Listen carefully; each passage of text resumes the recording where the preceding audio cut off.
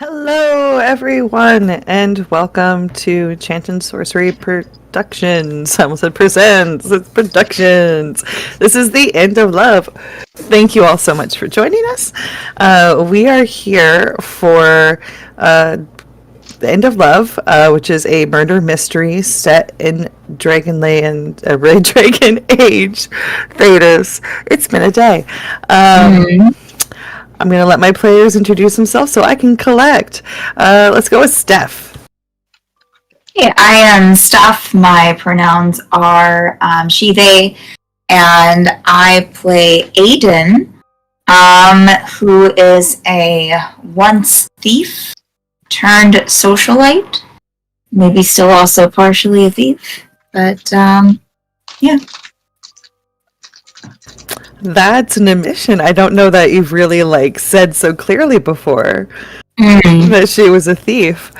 All right, Gwen. Salut mes amis. I am Guinevere Rose, player of the beautiful, mystical, kind of weird Pivoine de Papifroid. And I am ready to get emotionally ruined. It's a beautiful night for emotional damage, folks. All right, and Stacy. Salute omnes! Yes, we have greeted you in 3 different languages, one of them dead, you guess which. I have 19 different names, you'll hear me give a different one each and every single time. One of my names is Seven Monkey. I also use 3 different sets of pronouns. One of them is B, Bim, Bose, Bimself, Bimbo pronouns. And I am playing Maddalena di Filago, known to particularly annoying and sometimes short-lived Orlesian nobles as the Tamed Crow, though Crow is not actually an Antivan crow. As you've just heard me use, Maddalena uses co, com, cor, cors, com, self pronouns. And love is ending as we speak, and I am so excited. All right, and I am Baba Yaga, she, they, and I'm ready to play. That rhymes, so yay. Ha! Wow. I think you might be gay. Yeah. Oh, at the end of the day, who can say? So, Michelle, as of last week, Michelle is no more. And was revealed to be some sort of agent of chaos. His pockets were full of ciphered messages marked with a white rabbit. He was also discovered to have a personal effect from each of the party members on him. And this was after destroying Reggie's sacred family heirloom, which caused Reggie to storm out, leaving his sword behind, leaving his armor stripped off in the wake through the mansion. He is gone. Elman attempted to take his life and was thwarted by his precious daughter and the enigmatic Maddalena. And he is now in Pivoine's sanctum, cared for by his daughter. Catacos, his bottom line was messed with because Ambassador Gaia got thrown off and almost died, and that would not be good for making money or making more contracts. And the moments after all of this, with people looking at Michelle's body and everything, Ambassador Kaya has requested that Catacos carry me upstairs. So he basically gives the party a look just of, oh dear God, oh dear maker, but says yes, Ambassador Kaya, and picks up the old lady and walks up the stairs and literally carries her into her bed. The poor thing. Now, last time, Aiden had been taken upstairs after getting some life force sucked out of her on the dance floor. Normal things.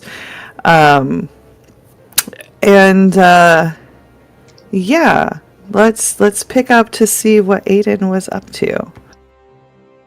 So, when you were struck with fatigue, you arrived and you were taken upstairs by like one of the servants, one of the staff here, and they deposited you in your room where you had briefly been earlier, and you have to rest for a little bit. You are fatigued, but you eventually you get that itch at the back of your head where like something's just not right in the room. Just it's a familiar feeling. It's not a pleasant feeling. So you kind of just like lift your head up. It's not hurting anymore. And you notice that something is out of whack on a table in the corner. It looks like there's 3 chairs there. It looks like one of the chairs is scooted way forward, and it's the one that's in the corner. So like it's not the one, like the other ones are kind of pushed back 6 inches from the table, like proper decorum. This one is touching the edge of the table, like it's been pushed forward from behind, but it's in a corner. She would go and take a closer look at it for sure. Yeah. In the chair itself, there's a pillowcase. Weird. And it has stuff in it. Like it's kind of underneath the table because of how close the chair is. But there you can see like the edge of a pillowcase. Remember putting this here, and she would like pick up the pillowcase and look inside. It's like silver candlesticks, a couple of small decorative items, things that to a knowledgeable eye would be worth, enough to feed like a family for a week.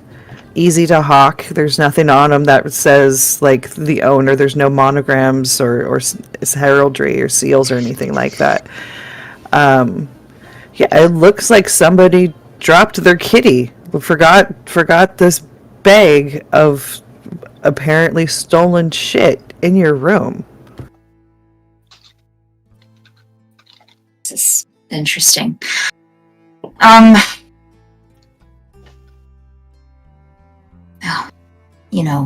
She'd probably like stand there and just try to be like, how knocked out was I? Did I get drunk at some point to like Did I do this? Yeah, did I do this? Is this my work? I guess does it look like something she just overlooked when she first came into the room? Or does it seem like it was put there while I've been asleep? Investigative mystery. Okay. Let's see. And I'm gonna give you something basically, regardless. It's just that's part of the thing, but yeah, you'll learn something no matter what. Oh, here we go. Awesome. Okay. So the information that you get no matter what is there's a couple of things of yours that are on the table that, as you're looking, you realize that there's something missing from there. It's a small personal item that has a lot of sentimental value, but really isn't worth enough. Like it's not worth the same as what's in this pillowcase right here. But it's gone. And the other stuff is slightly moved around. And so yeah, no, this is new. This was not in here before when you first arrived, and is here now. And then yeah, now you can hold one. You can ask one of them their questions.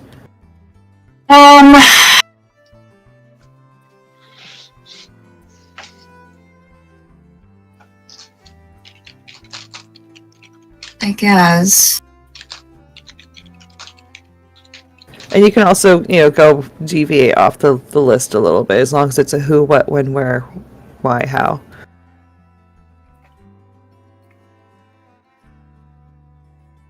I guess, how did this get here? Yeah, that's a good. So you're holding the pillowcase in your hands and kind of looking. Excuse me, looking down, and kind of like shuffling a little bit of the John Travolta gif, shuffling and figuring things out. And out of the corner of your eye, you notice that there is a scuff that's on the floor, in this corner that looks like a door dragging, in a part of a circle. I forget what that's called. But yeah, it's like a door drug on the floor, but there's a wall there. Fascinating. She would go over and investigate the wall. See if there's like a hidden door of some sort. Yeah, surprisingly there is.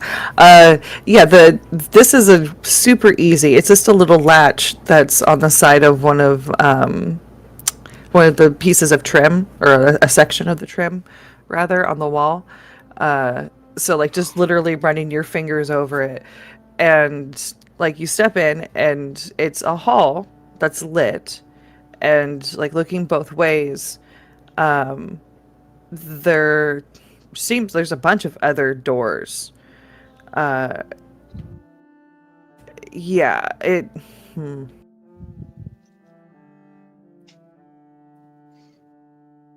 a lot of doors. Yeah, they well, just you're smart enough for it. They seem to be going into the other guest rooms, like sort of the other rooms that are around yours. So it seems like each guest room has a door, has a secret entrance to this hallway that you're in. And you can see down, basically, to like looking down to your left, there is a staircase that's going down. On the right, it kind of hooks a corner, and you know that there's another hallway over there. So it's like, oh, these are all back doors into the rooms. So you could get into any room that you'd like, if you wanted to.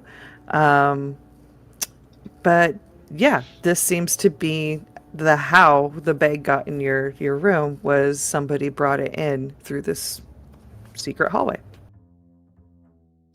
Do the items in the bag look like things from the house?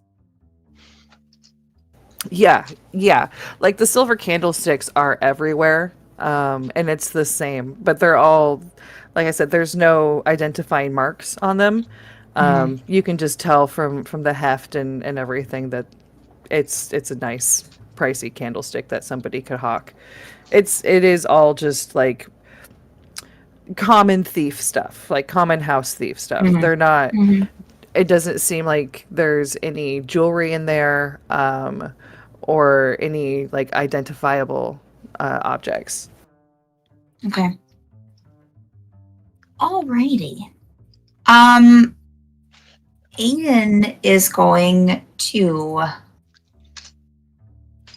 give a little smile to herself, and then close the door back after she steps back into her room, and is going to put the pillowcase of items under the bed, kind of far back to where no one could see them if they walked in.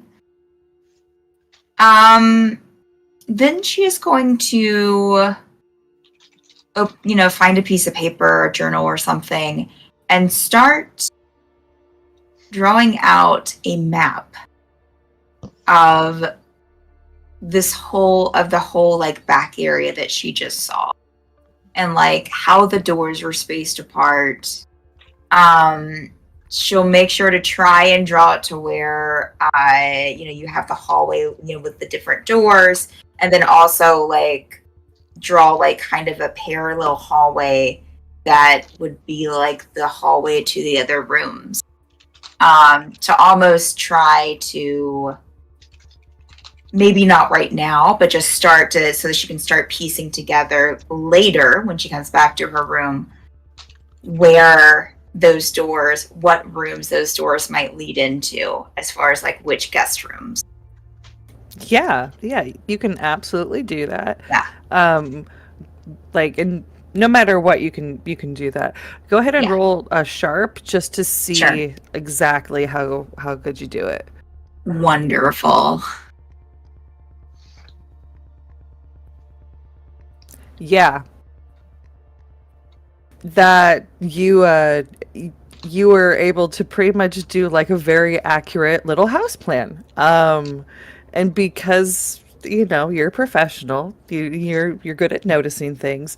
You're also able to get the downstairs started. So like you haven't been to all the rooms and the whole entire house, but you are starting to have so where you can now you have your second layer and your first layer can be like, oh, this might be where the staircase comes down because this is where the second and piecing together how the possible secret passageways could connect to each other on both of those floors.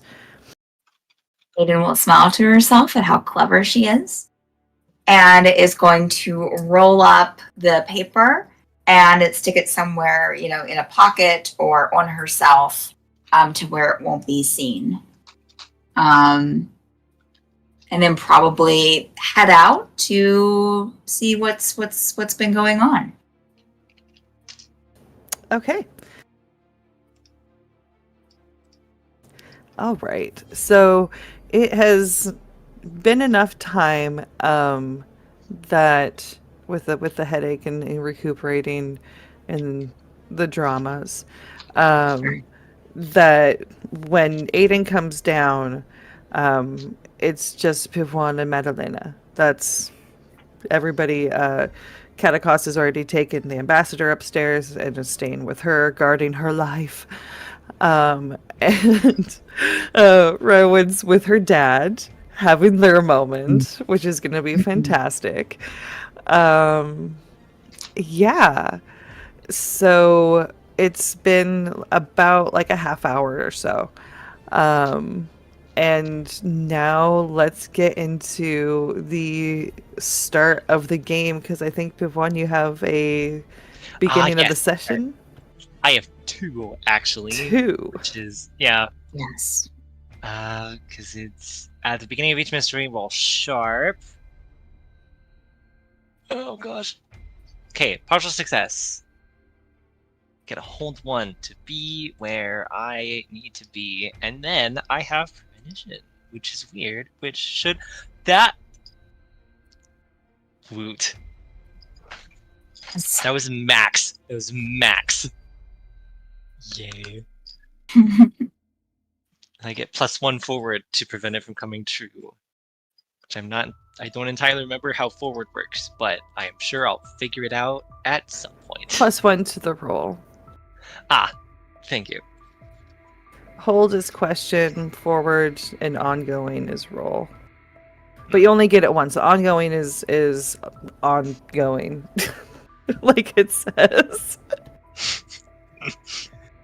Okay, I'm trying What to. do I see? That's what I'm trying to Okay. figure out how to seg into this. Because I have it all written down what you see. I did that. It would be the same situation of I get eyes kind of roll back and she kind of just falls over. Yeah, and gosh, this actually yeah, we'll talk about this. We'll talk about this later. So, what you see is a first person point of view of you going down these dark stairs. Like it's stone. There's still some light, but there's not a whole bunch. And you know that you are underground, and you're walking forward, and like you start to sneak. You start to crouch on instinct. So you see a landing and you're like, okay, I'm down at the bottom. I need to be sneaky. And it's kind of like you don't really have control over what you're doing, so to speak. Like you're hitching a ride almost, but still seeing first person view. And So yeah, you get down to the bottom and you smell wine, and you come out through this little doorway, archway rather, and there's a 8-foot span of stone, and then a couple of big, huge barrels. You get up to them, still crouching. Definitely wine. Okay, you're in a wine cellar of some sort. Oh, that's lovely. That's wonderful. You're gonna have to come back later and take some of this. So yeah, you're here and you begin to hear voices. And you kind of like try to peek up your head over the top of the barrel a little bit, and very quickly you realize that's not going to work. If you do that, they will be able to spot you. But what you are able to see is the form of 3 figures, and they're about 25 feet away, so they're very close, too close for comfort, and where you would normally feel you normally would be brash and really not afraid in this situation. You're a professional. You don't. You feel a little hesitant. You want to make sure that you're not discovered here. It's more important to listen to what they have to say than to face them head on, no matter what. So, you listen, and you hear 3 different voices. There's a masculine one that has a Tevinter haughty accent. And then there's 2 feminine, one with a Ferelden accent and one with an Orlesian accent. So you hear the mage say, or excuse me, the man say, "Did you move the device?" And then the Ferelden, "Yeah, distraction worked perfectly. Your friend served her part well." I was able to watch and gauge the performance. It was everything we hoped for. Good. Then we proceed. As planned. As I told you.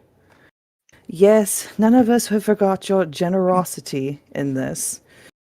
It is not generous to remove pests from one's home. It is a duty.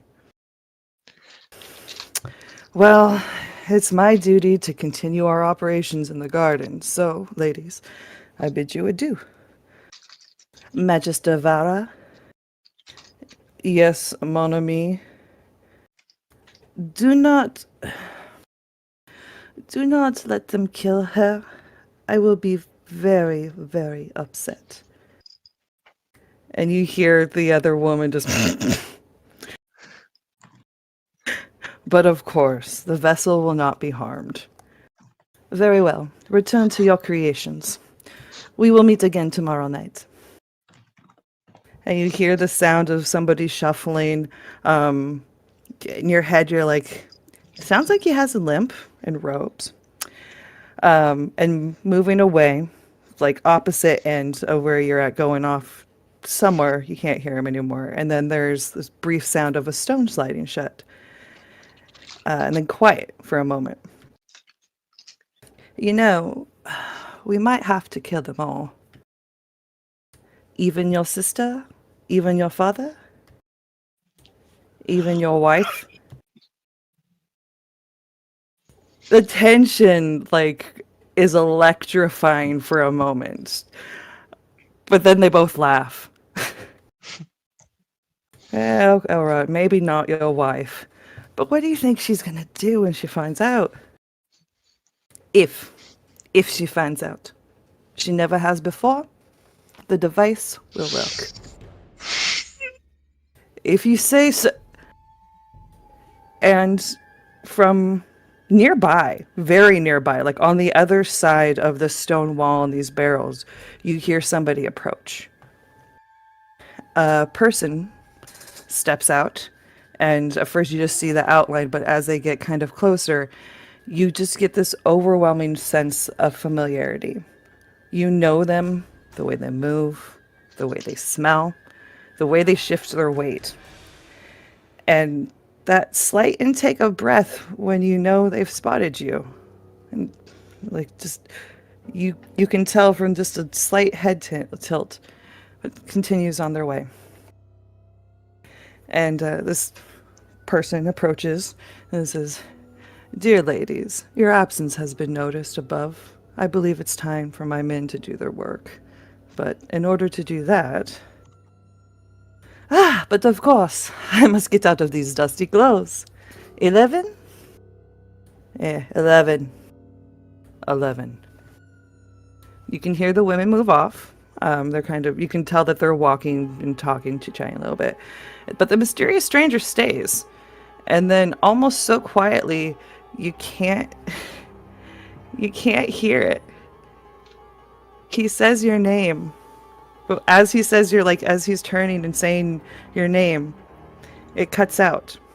In Pivoine, you know the name he was about to say is not Pivoine.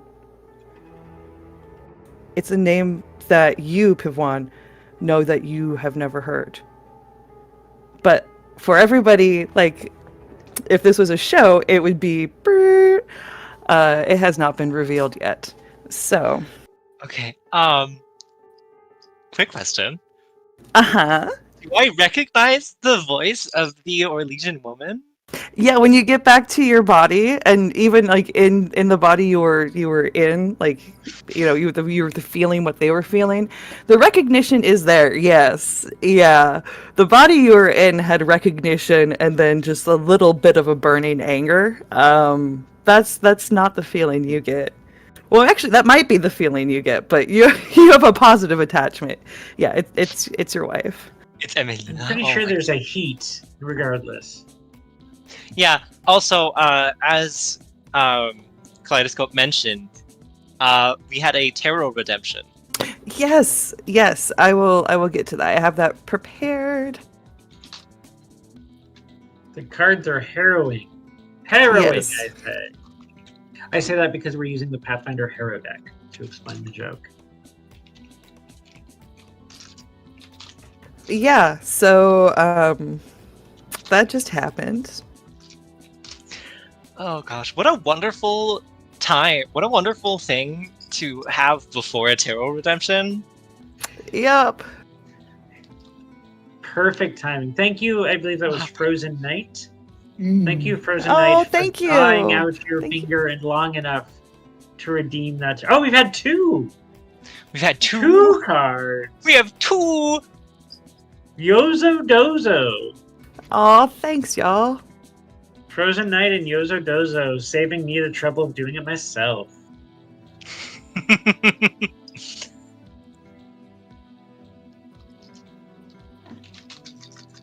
I'm usually the GM so far on this channel, so spending channel points doesn't do anything for me. So we didn't get any player matches, but we did get the Wanderer as a full match. Which is good. The Wanderer appreciates junk. It's basically it's one of those things where when you need it, you'll be able to find an item, a way through, some sort of physical thing. It's junk or trash. Ah.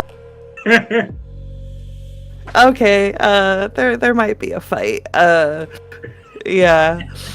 I don't know. I don't know who I'd put money on in that fight. I don't want to find out. Anyway, yeah, you have that Benny.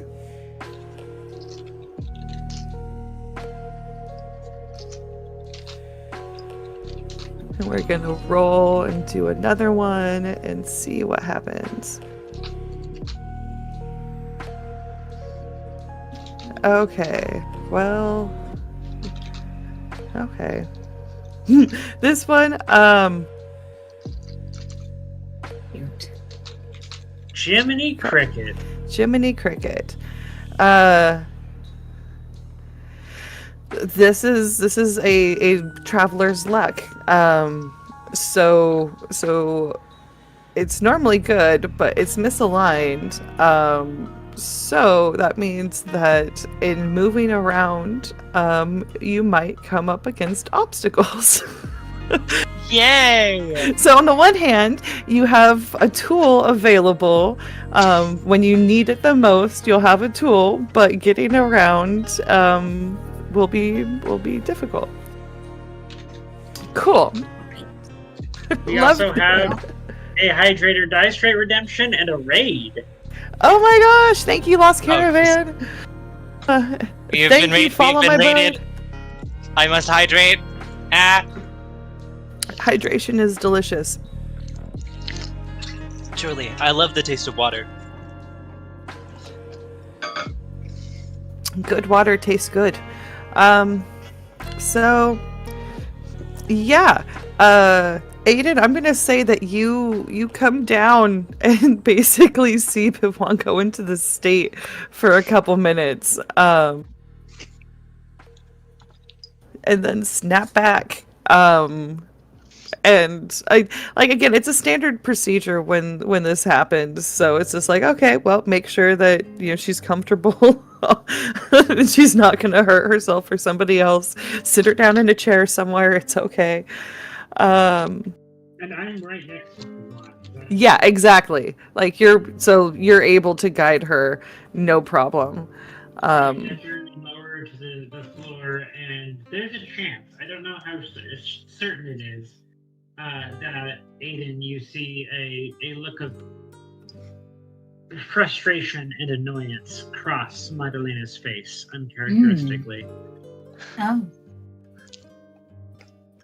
Bum bum bum. I would like to know, Kaleidoscope, your audio, at least on my end, is kind of dull and fuzzy. That means I'm sitting too far away from the microphone. Thank you for letting me know. You're welcome. That's why I like having the microphone attached to the headphones, because then it moves with my skull. All right. Yeah, so there's a chance that you see that uncharacteristically annoyed and frustrated look that quickly fades into the servant who has to take ridiculous care of their charge and back into the calm. Protocol droid-like expression Madalena usually wears. It was Is pretty. everything okay? She does this from time to time.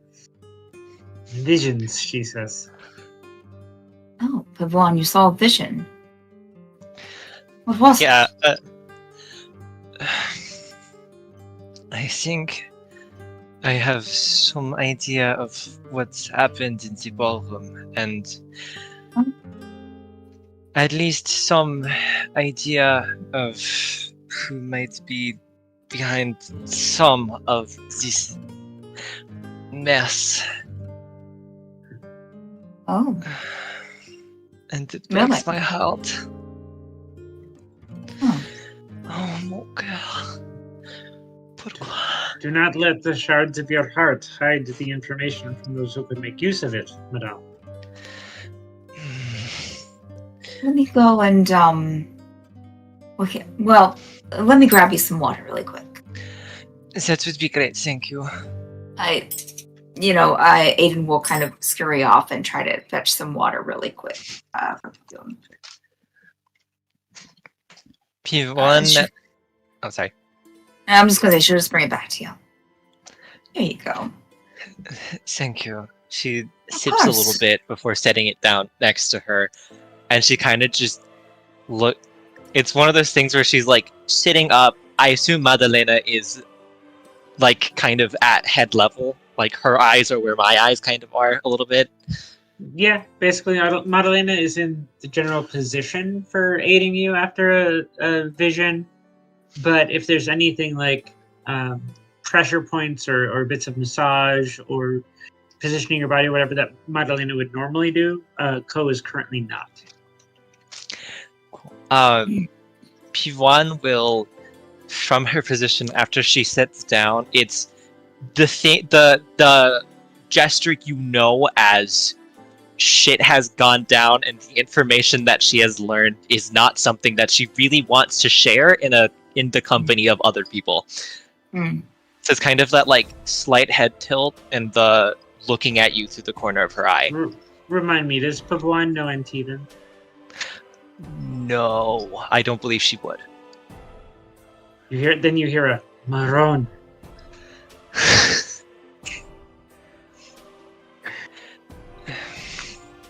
Mademoiselle Blackwood. Sorry, Signorina Blackwood. That's your character's last name, right? Blackwood? Aiden. Yeah. Signorina Yes. Blackwood. I believe that the vision contains information personal to Madame, and perhaps a bit more privacy than can be acquired through the fetching of water might be worth. If you are still interested in collaborating with us in some fashion, I can let you know when it is safe to reapproach, by means of a signal or something. You're asking me to leave. I am, yes. Okay. Sure. Yeah, of course. Absolutely. I'll go over here where I can't possibly hear you. Yes, I do believe that is going to be a very diverting corner you are pointing at. Oh, I'll go a little bit farther. She'll kind of go out of the room, but just kind of stand by the door on the other side of the wall of the room. And I will immediately whisper to people, Lily, you must learn here. It is a very good language for secret conversations. I will attempt my best. I would say to Madalena, who has interacted with Pivoine a lot, it is very clear that the information she is about to reveal is very distressing. She is very much not emotionally okay at the moment. Now, who is helping Emelina? Slow blinks in character because she's like, wait, what? How did you know?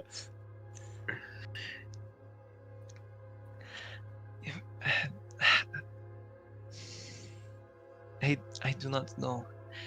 It was a Charalden woman and a Winter man. And not Billy, the late Signorina Church, for reasons of the lateness, I imagine. It seems it is likely that the Winter man is a mage capable of summoning demons. The Charalden woman mentioned a distraction, and Emelina mentioned watching the performance. Has Why would Emelina she do ever this? has Emelina ever shown signs to you of being what is the word? Dangerous? No, mage, like you. Emelina? No, no, not at all. I would be able to sense it the way that my initial teacher sensed it in me when I first manifested. No, I would know if she were a mage. Dangerous, always. That's part of how I fell in love. She was always so much better at this than I ever could be.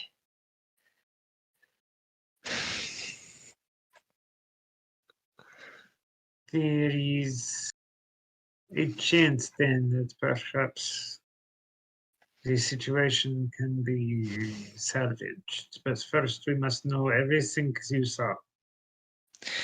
It was sad. I was someone else.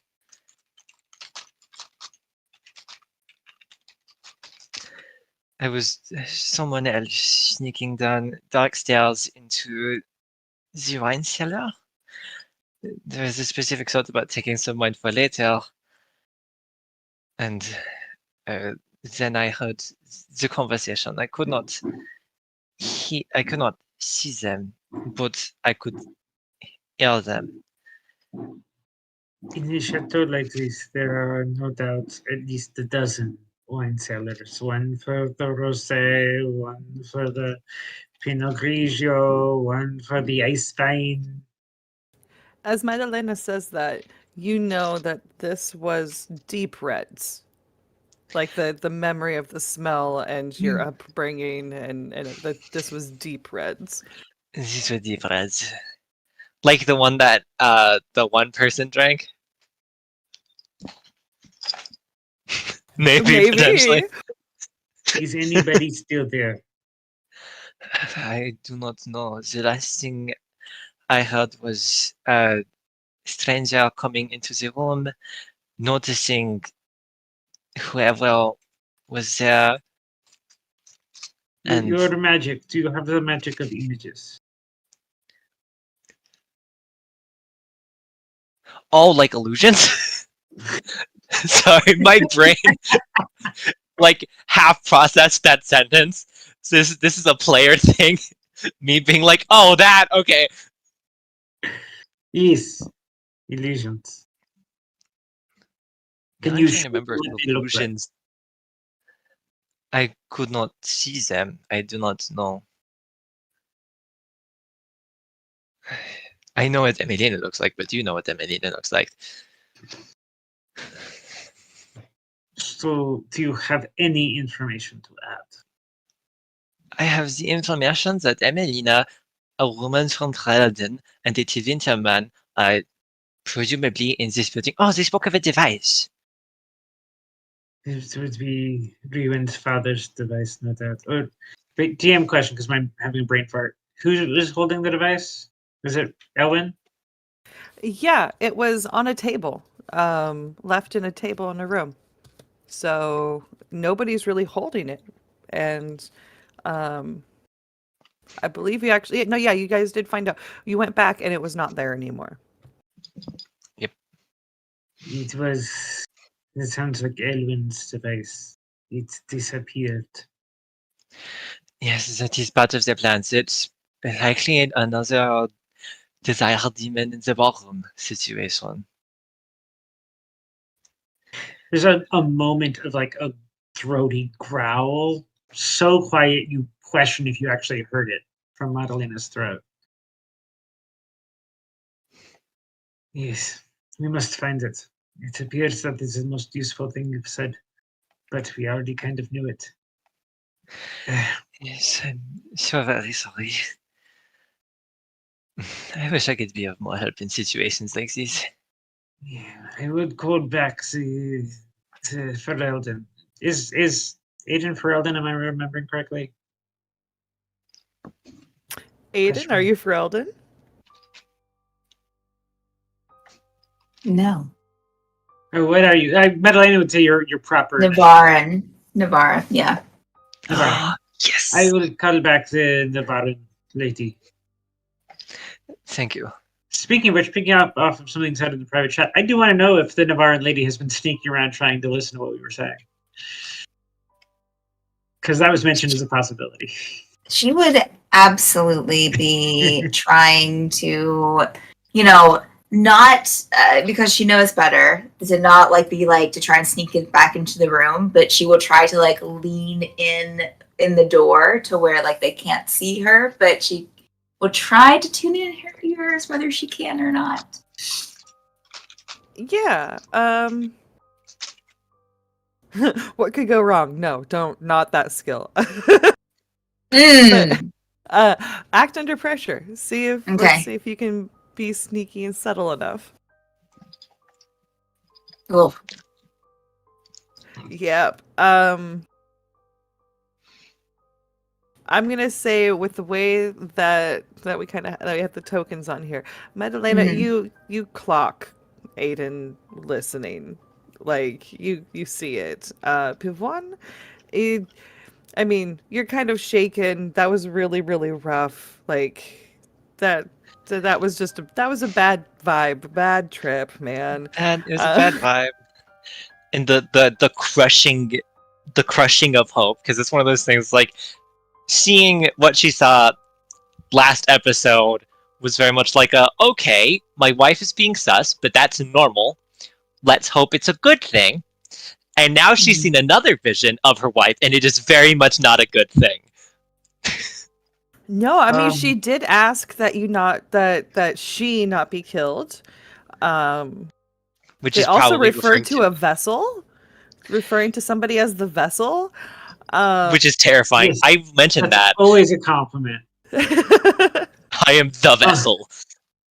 I would make sure that Aiden would hear dangerous, slight pause for a couple of words, like you.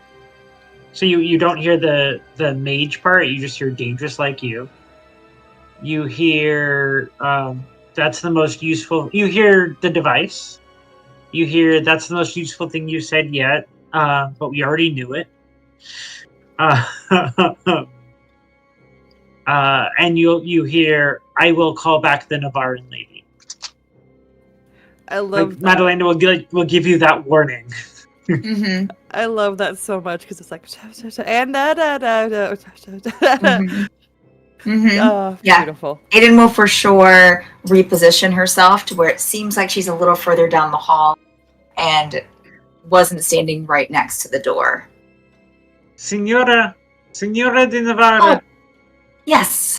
Are you done? Sadly, yes. Okay. Great. Hopefully it was a good conversation. It was a conversation. So the vision seems to be pointing us at a Ferelden, not the late Signorina Church, of course. It's a Winterman, an Orlesian woman, and the device that Ruin's father had.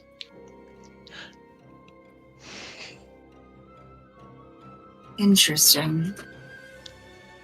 Do we have any idea who this Ferelden Tevinter person and Orlesian woman are? Madalena just looks at people. I have an idea of the Ferelden and the Orlesian woman, but I know not to Winterden. Oh yeah, I forgot to mention. Oh no, I'll mention it later in actual conversation. The thing about the generosity Is from the Go ahead. Winterman. Sorry. Signorina Blackwood, go ahead. Is it anyone that we should, if you don't want to divulge the names, is it someone we should be I should be on the lookout for? They are probably people that you have seen already. They are guests of this party. Oh. Well, that narrows it down. I don't know. I can't think of a Tevinter man that we've met here. Madalena would like to do, or I would like to do, a mental version of the ping thing that you've given me the ability to. Obviously not in the room, but in terms of calling to mind all of the Tevinter and Ferelden people, even though all I have is the nationality and the gender, presumed gender, even, not even the actual gender, but just to get a short list of suspects. Yeah. So first off, this is a huge mansion. The part that you're in is just one section of it, right? And you are aware from preliminary scouting earlier that there are more than just your group on the grounds, right? Like you've been interacting with kind of like the same set, but the idea is, you know, with every day, because this is still the first day, we're in the first evening of you being there, like every day is kind of like, oh, you mix and mingle with different groups, with different people. And so you are aware that there are Tevinters in other parts. There are two Tevinter people that you've seen here in your group, but you do know that they were people that were on the dance floor and taken up to their rooms. And then for Ferelden's, there's a ton. There's a ton of Ferelden and Orlesians. That's the primary demographic here. More so Orlesian than Ferelden, but yeah, there's a lot of those nobles. It appears we face both ends of mathematics, frustrating sides. I've lost my metaphors, I apologize. On the one hand, there are too many Fereldens here for that to mean anything. Unless Madame, you reveal, as you hadn't to me in our conversation, who you think the Ferelden would be. The Ferelden knew of the device, all of them did. And it seems... Well, I recognized the accent, and it sounded like Ryland, so I can assume there was... Oh, Sorry. thank you! Yeah. I'm like, oh god! Sorry, everybody. I distracted the Gwen. I provided the text from the vision, so that way it will be a little bit easier for our player. Oh, I'm dumb, I was given a name for the Tevinter guy. Oh my gosh. I'm just... You're not dumb. It was a lot of information, and you were sitting there going, "But my wife." I'm also like, I've forgotten so many details. I'm like, no, I'm being... Trust me, I know lots of people who have visions in real life for lots of different reasons. Some of them spiritual, some of them chemical, some of them biological, and it's always like that. Okay. I know... I am assuming that the Ferelden is related to Rywan in some way. Rywan seemed to know a lady who brought in the device with her father. And the Tevinter man, he had a limp, it sounded like he was in robes, and his name is Magister Vara. Magister Vara. Vara. Magister Vara. Sorry. Guttural Magister art. I didn't French think make how things that weird. would sound with a French accent. I'm so sorry. Magister Vara. Vara. Vara.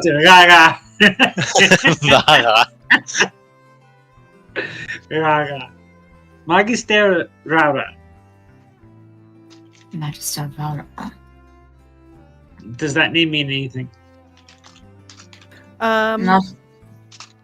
Y'all could roll to see if it means something to would you. love Oh. to roll. What am I rolling? I would also like to roll, please, Yeah. and thank you. Let's just do a flat out. You can pick between sharp or charm, whether you would know of magisters because of like learning about Tevinter, or if it would be a socializing type thing. Oh. Yes, I did it. You did the thing. I did the thing! 2 full successes. All right. And a miss. Aiden, you're getting so many experience points. Yep.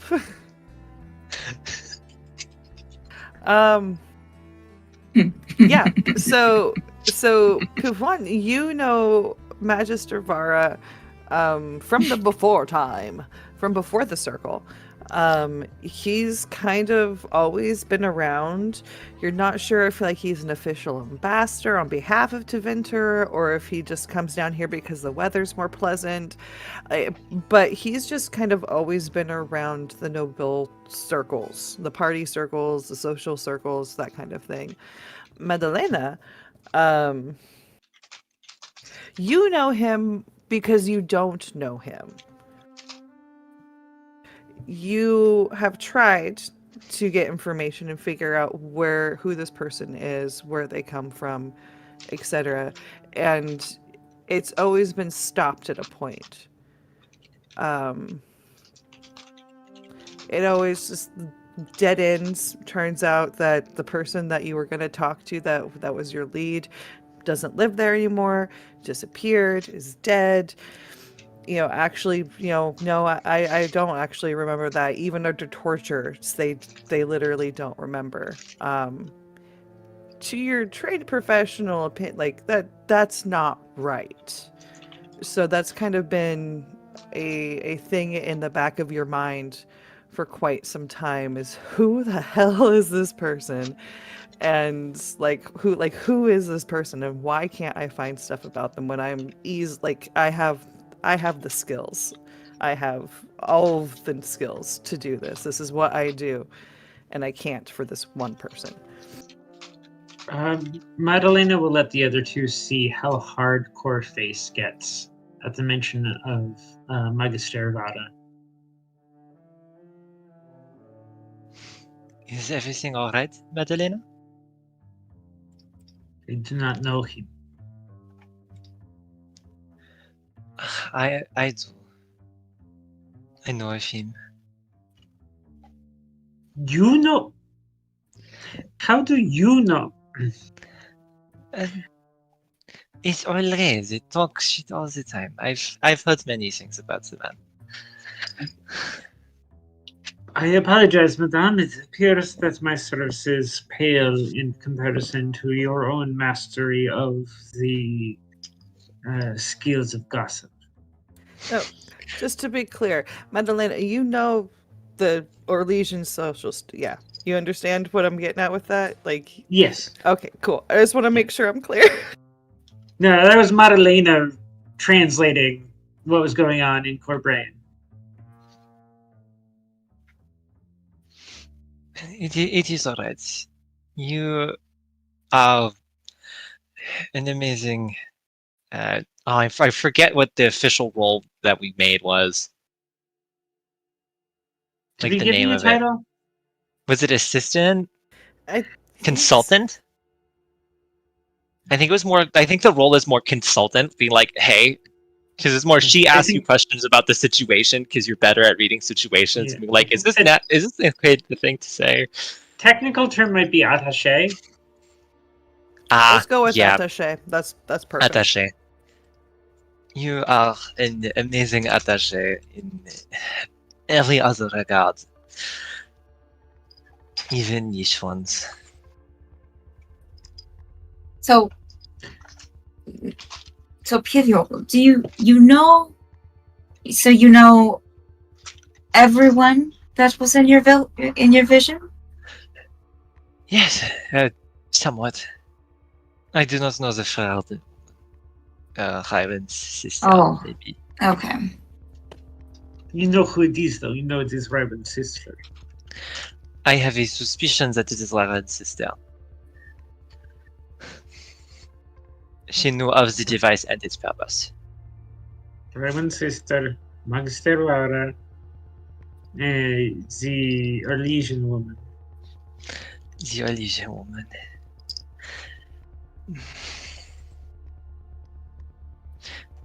Pivoine gives Madalena a look like, should I tell Aiden that it's my wife or not? Madalena does not give you a facial response. Yes, the Orlesian woman. Yes, she's the Orlesian woman. I will not reveal her name, but simply know that she is someone very close to me. Oh, you have some dangerous connections, Pivion. Apparently I Yes, do. dangerous. Do you know? Could you recognize the room that they were in? I know it. I know it was the wine cellar, and I know from the scent of the alcohol that it was the wine of a deep red coloration. And you know that you came from some sort of secret passageway. And I came from a secret passage. Yes. It seems Magister Vara is associated financially with both. They mentioned his generosity. And the Orlesian woman specified not to kill her. And the third woman followed up with, yes. No, was it the Magister? One of the people in the room followed up with, yes, the vessel will not be harmed. And I loathe to think what the consequences, what the... Oh no, I'm forgetting English. Take a deep breath. You're doing okay. Like, it's okay. It's not... What the implications of that are. Are you? Once again, a completely hard look. Like, it is the look of an assassin or a killer crosses Madeline's face for a moment. One takes a slight step back. This is fine. This is fine. Uh, I'm like, I I'm can't just read gonna it. start when you guys are going through. I'm just gonna start holding signs up. No, that's great. Sorry, continue. Are you the vessel? Are you the vessel? I might be, and I don't like that. But the You are vessel's not the what? the only one. Yes, vessel for what? It is a good question that Signora Di Navarra asks. Yes, I don't know. I don't know what I could be a vessel for, but with my knowledge of spirits and demons that I very much needed to know as a spirit healer, it's part of my job. Being called a vessel in any form of magical context is not good. It's very not good. It usually implies demonic possession of some kind. Player question. Was that spirit healer or spirit killer? I couldn't hear past the accent. Spirit healer. Okay. Do you want more context or no? I'm willing I to just lord wanted up. to hear the word. The word is spirit healer. It's effectively using spirits to restore wounds. Demonic possession, you say. Yes, I am very familiar with spirits. You think someone's possessed by a demon? No, I think the plan is to possess someone. Oh, that's unfortunate. Mages are find it easy to succumb. We are susceptible. Our connection to the Fade renders us vulnerable to the temptations. Most of the magical training I received at the Circle was how to spot demons. Classes 101, 201, 301, 405. Oh, so you know So which much one of will it. possess you and they come to possess you, is what you are saying. It is how to identify Great. demons, their influence, and how to resist them. That is the goal. And there's even the heroine. I would not be an Enchanting if I could not resist demons. That's the whole point of it. But what does someone possessed by a demon look like? Not good. I have not seen any. They're called abominations. I have not seen any abominations in my time as a mage, but I have read reports from the mage circle in Ferradin at Lake Celestine, and it is, forgive the accidental pun, harrowing. I'm sure. I'm sure it can't be pleasant. No, it is not. And I think everybody would have enough of an idea of an abomination. Maybe more or less superstition, unless you've fought a lot of mages, that especially maybe blood mages, because those are the most susceptible. But like there's urban legends about, like, that's why everybody's so scared of mages, is because any mage could become an abomination. So there's some reference for that when she's talking about that. Madalena knows. Trust me, Madalena knows.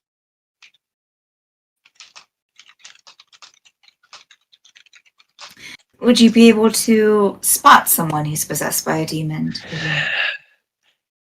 If I can successfully detect the magic in an area, I probably could. Oh. I also have. This is probably information I should not share with you, but at this point, all of our lives are in danger anyway. Sure. It is best to leave all cards on the table.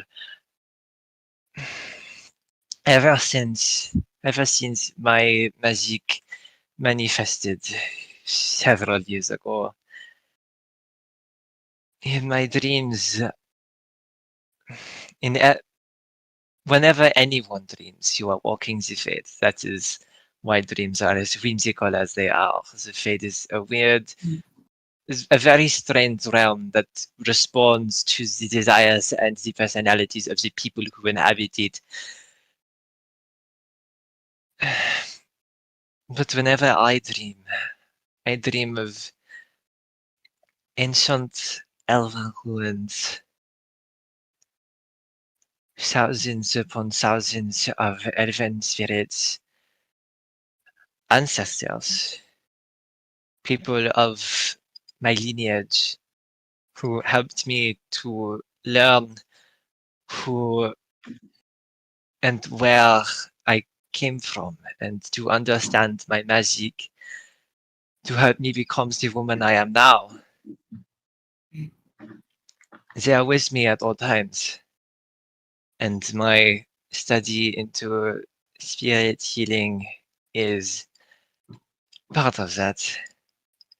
It is part of why I learned and why even among some of my peers, they were afraid of me. Is it not true that demons can appear in many forms to those they would possess? To Yes, they beguile can. and trick? Yes, but the thing about demons that I have learned in my time with spirits is demons are spirits corrupted by the sins of the mortals, of the living. A spirit of justice can easily become a spirit of vengeance when interacting with the wrong person. Mm. A demon of wisdom. Is it wisdom becomes pride, right? I believe so. I believe wisdom becomes pride. A demon of wisdom can become a demon of pride when interacting with the wrong person.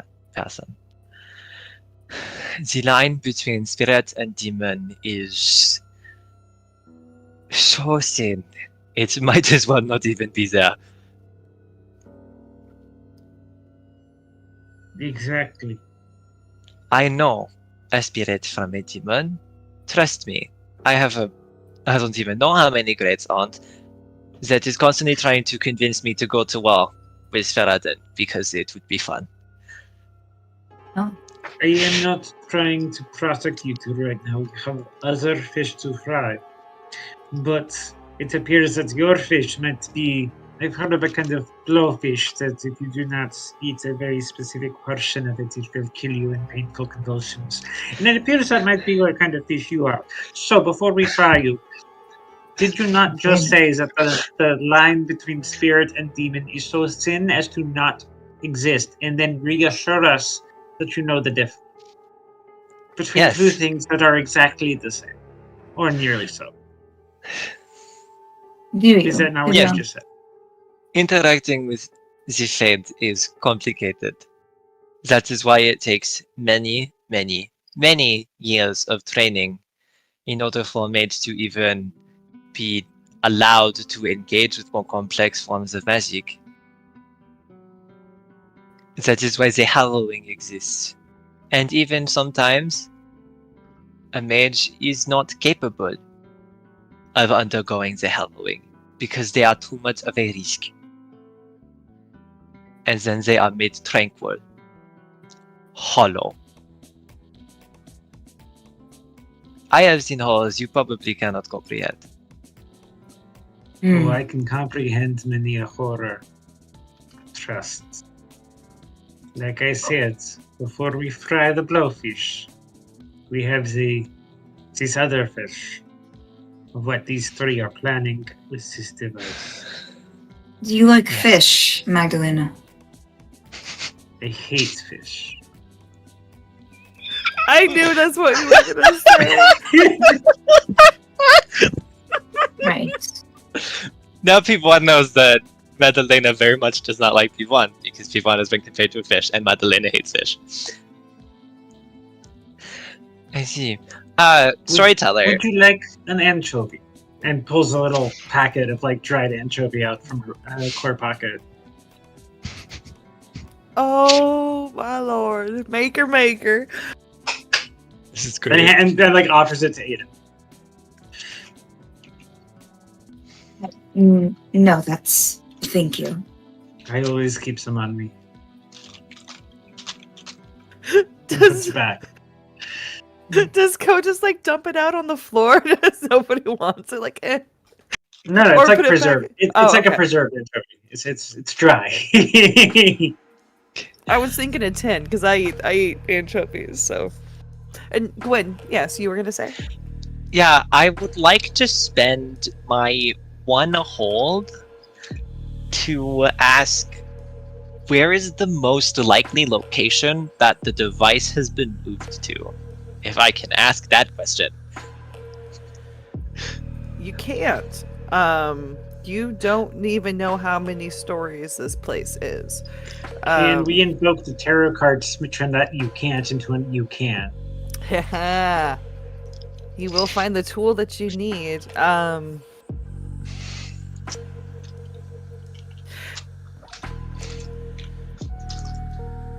Yes. Okay, so the tool that you need is something that you already have.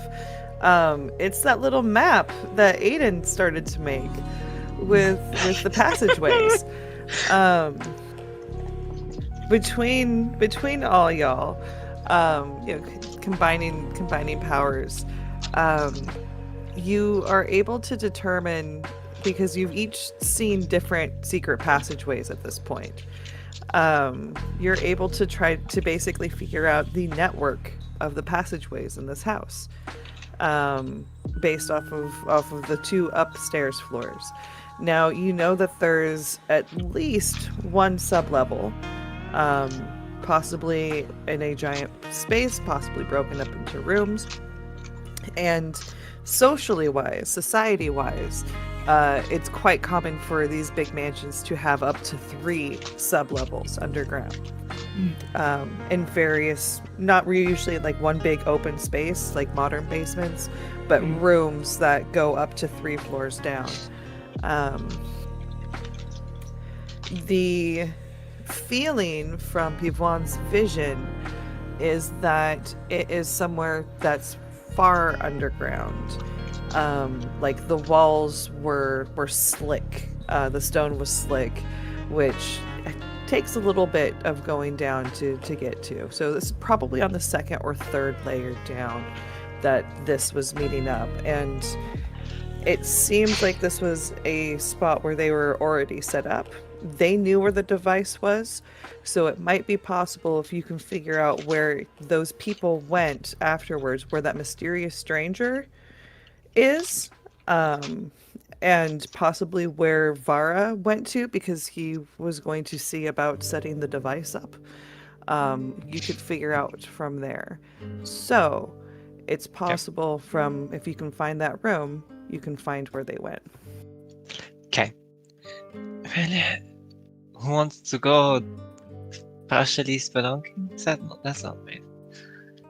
We're going down anyway. We need to find that cellar. From that cellar, I think I could maybe find the Magister. The Magister was the one who was trying to set up the device. But also, if I go, I might be playing directly into his hands. So. Sure. I wouldn't mind doing a bit of splunking, sure. We have often found that the best way to strike back is once you are in someone's hands. what is going to be the marching order for exploring the house or exploring the however you're going to try to figure out where that room is? Are you going to go through passageways or try to find it through the regular hallways? The Perhaps passageways. we I should would say passageways. pass through passageways. There's a chance we will learn something useful on the way. Yeah. Okay. So yeah, who is going to be in the front? Who's going to be leading the exhibition? Not me. Well, actually, it might be best if it were me, since I had the vision. Might be. Might also be best to have somebody sneaky if you're trying to not be caught right away, miss running in heels. Yeah. Aiden will go first. And then that means that Pivoine will be in the middle. Yay. That's what I was thinking. I was thinking people in the middle. Okay. So yeah, y'all are able to figure out with this map and Madalena's previous experience with what the panels look like on this floor, that the to open stuff of the secret passageways.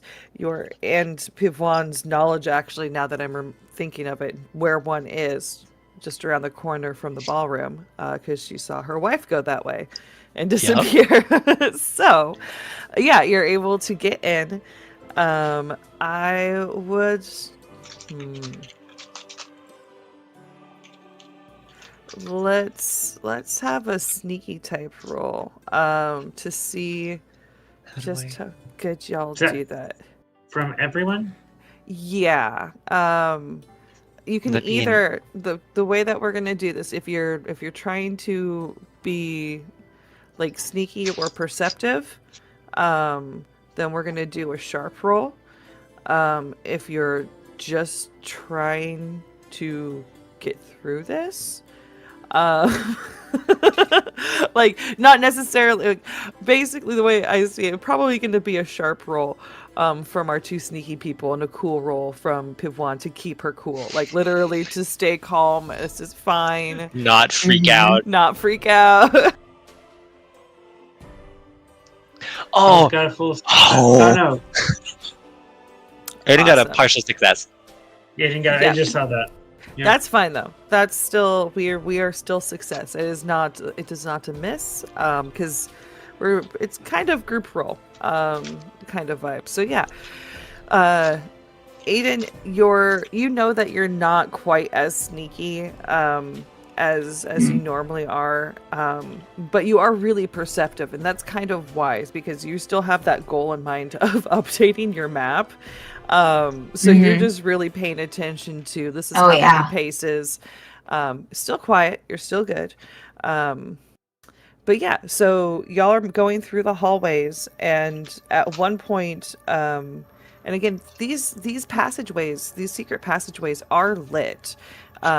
It's not like completely in the dark. It's just the torches on the wall are like 20 feet apart, so it's not well lit. It's lit though, super lit. Anyway,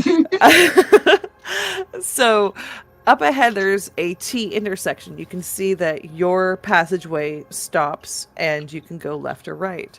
And kind of as you all are creeping through and making notes of, oh well, if I look out here, then I'm seeing this hallway from, like probably a portrait, like you're staring out through a portrait's eyes, or through a piece of art, that kind of thing. There's little hidey holes all over this place. Whoever built this place and ordered this to be built was a voyeur, and that's neither here nor there, but consent should be given.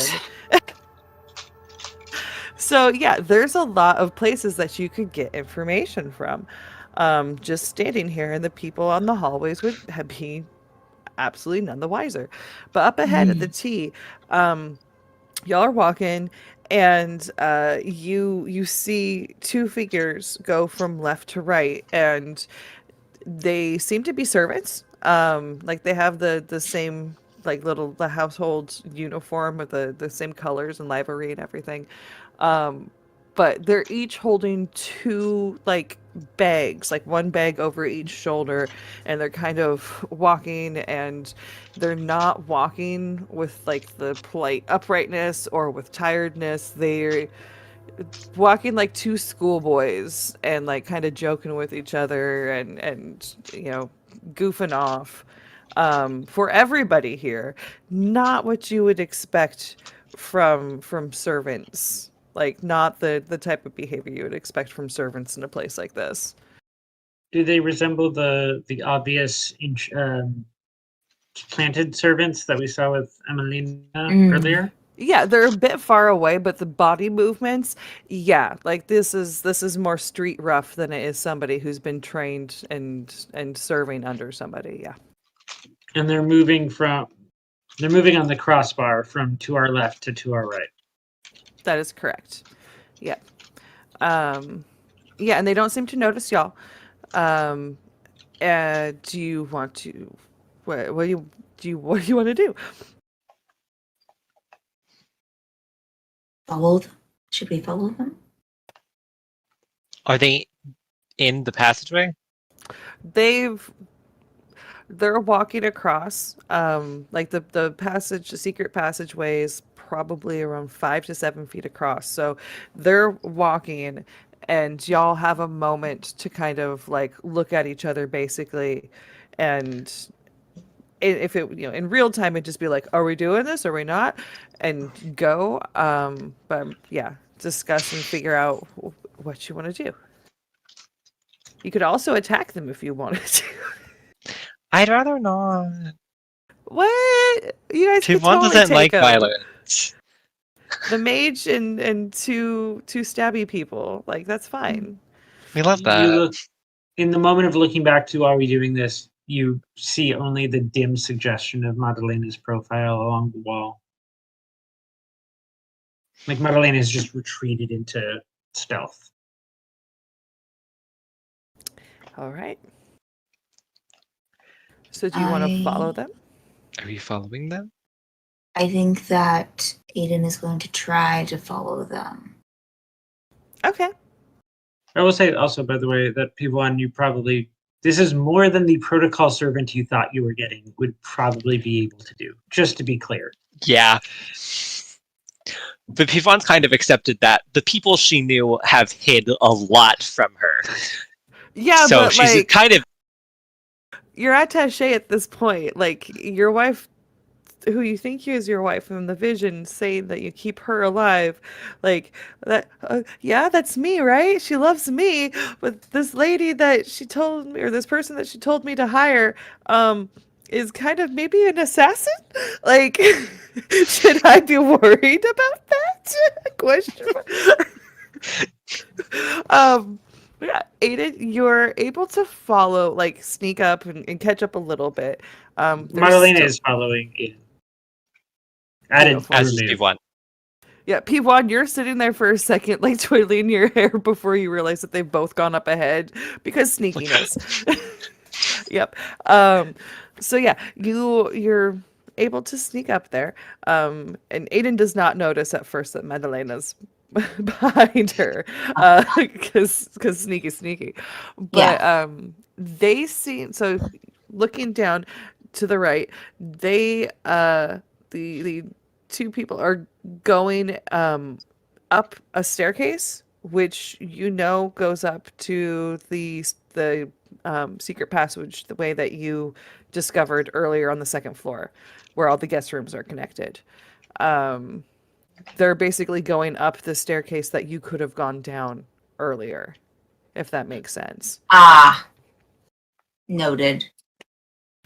And then looking, so they're going up, and you can see them going up, and they're still chit chatting and everything. And then like looking at this hallway, there are two doors to your right, one on either side, not across from each other, but one on either side. And then to the left, there's another staircase going down. Oh. We need to go deep. I think that is a good option. Aiden will kind of, for a moment, hesitate and be like, but following people and sneaking around. But she'll look back and just be like, okay. You see the shadows nod.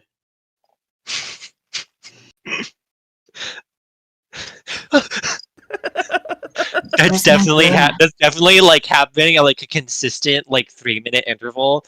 People will like look back to make sure that Madalena's still there, and we'll see just like all of the sudden eyes just like, oh god. Oh, the maker. So Ghost creepy. scared the shit out of me. Again!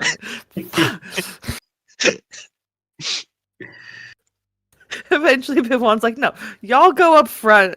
Just, I'll stay back, so that way I can keep an eye on where the shadows are. Yeah. Aiden will continue to lead down. Will put her hand on the hilt of one of her daggers. Awesome. Yeah. This staircase, it does go down. After about 20 steps, like of just straight stair, and like there's no doors. It's just a 3-foot wide content warning, claustrophobia, 3-foot wide stone staircase that's leading down. And it does take a little bit. It's definitely going deep. And then I would like everybody to roll another quote unquote stealth check.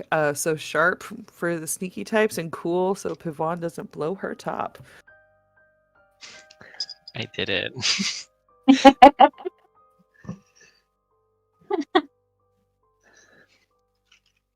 I like This how is I'm perfect. doing well.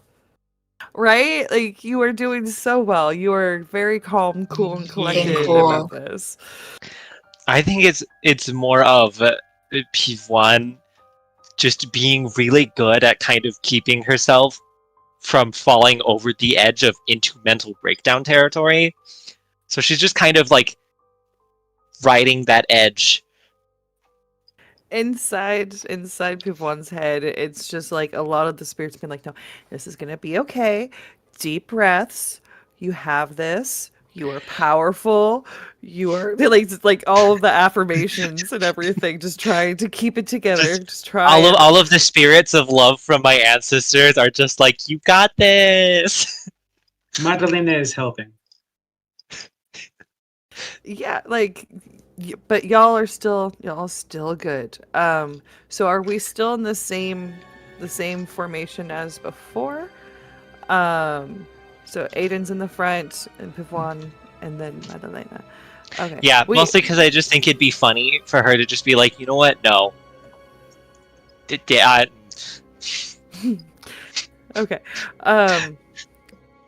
So yeah, you make it down, and Pivon, you get the hairs in the back of your neck rise. You are starting to see where you were in the vision. These last 7 steps, it's the landing. And you do hear voices up ahead. Accents? Yes, everybody can hear the voices. Pivon's picks it up just a second earlier because she's been here before. So it's just like, oh, the tape started. But yeah, there are 3 voices that are conversing. There's a deeper Tevinter accent, which I'm not going to do because I'm terrible at the faux Roman. The Freldon and the Orlesian having a conversation. And I think that is where we're going to stop and take our break for a minute as y'all get down to this landing and the stone wall and a couple of wine barrels, you know. You've entered the vision. Here we go.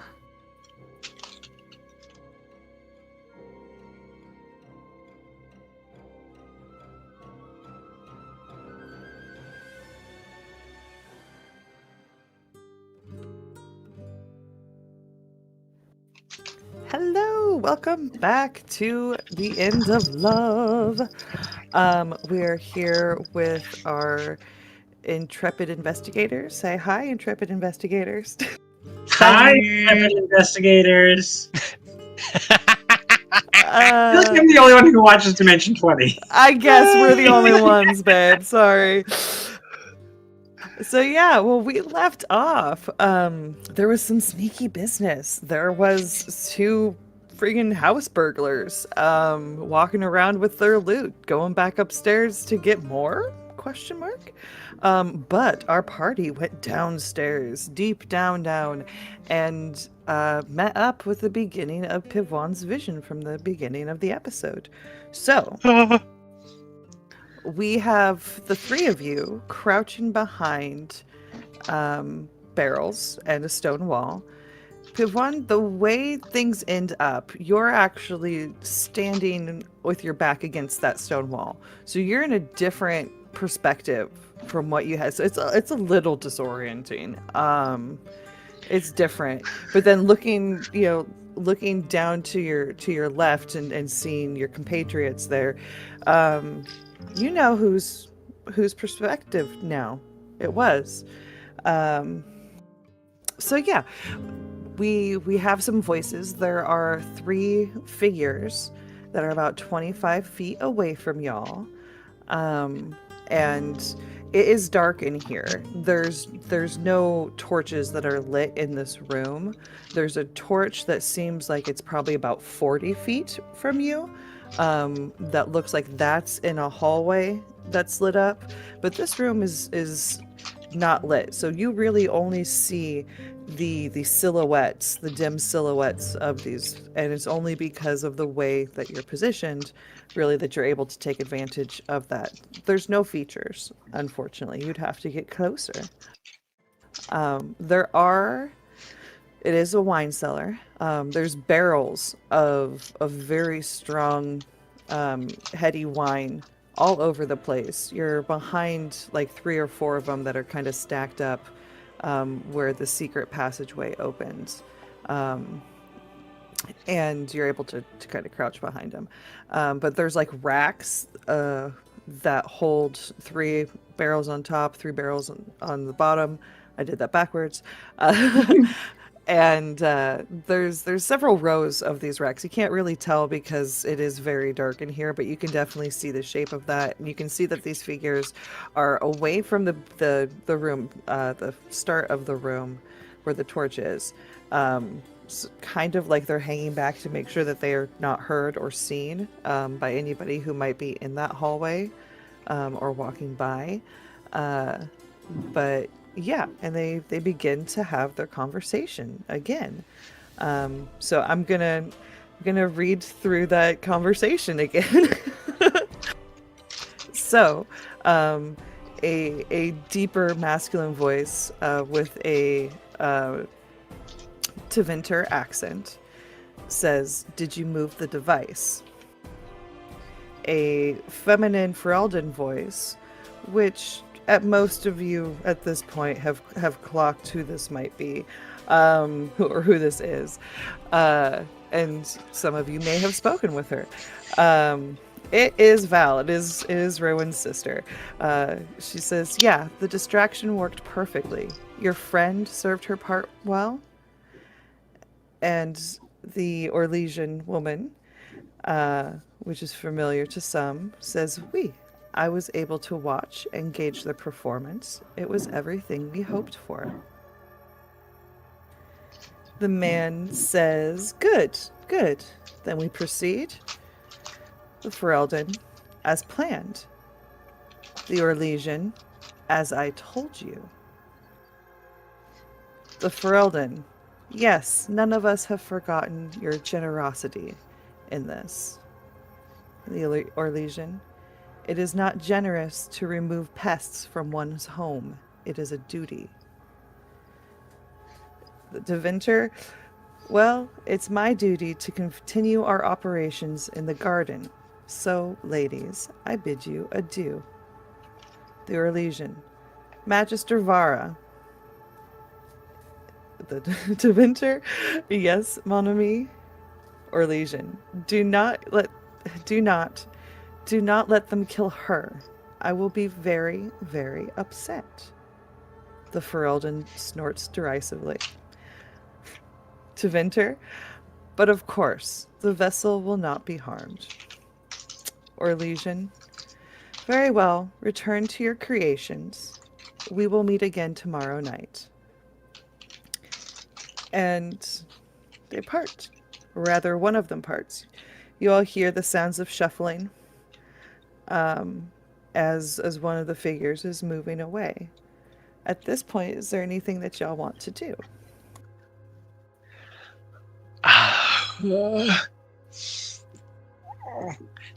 Pivan Remind me, wants because I was so having some computer problems. Remind me who referred to the vessel.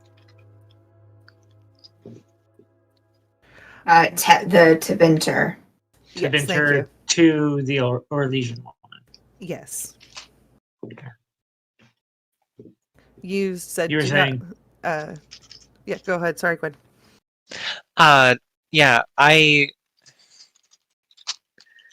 sorry. Pivan very badly. Oh, and I also, as a player, I'm not going to deny my bias, very much wants to go into that room and talk to her goddamn wife and be like, what is this? But it's also like, if I do that, bad things might happen. And If I you don't did want that, you bad things change your happen. vision. I do change my vision. Is Has it bad to Pivon change my visions? has Pivon ever had experience with that? Because that Well, the thing is, I'm wondering if she ever has visions of just like domestic moments. Like if mostly she just it's has visions of just things happening. yeah, because it's what's happening around her. So the visions in the tower would be something where like she could warn somebody or not when they're about to trip and fall. Like, oh, there's a loose Mm. stone. Look, be careful. It's stuff that's literally it's not usually, oh, this is what's happening off in Kirkwall. Like this, it's not long distance stuff. It's very Because someone's being localized. hurt or something. Yeah, like because if that was the case, then visions would be happening like all the time, and she would just be passed out. Just you'd be done. um, so it is very localized to what is happening around people on or what she is thinking of. So it's very much kind of like the spirits being like the spirits of her ancestors being like, hey, here's something that us in our ephemerality being able to say fuck you physics, uh here's what we're seeing. Here's something that we're seeing that we think you should also see. Yes, and also very like retriever like, very like, oh hey, this is you're gonna find this really interesting. Like it's their concept of what is good and what is bad, like perception wise, like what might break your heart, and what might make you. That's not something that they're really cognizant of. It's just like these. We know that these are things that you think about. And this is what is happening in your local area. Yes, the So dog if from one Up Adelaide.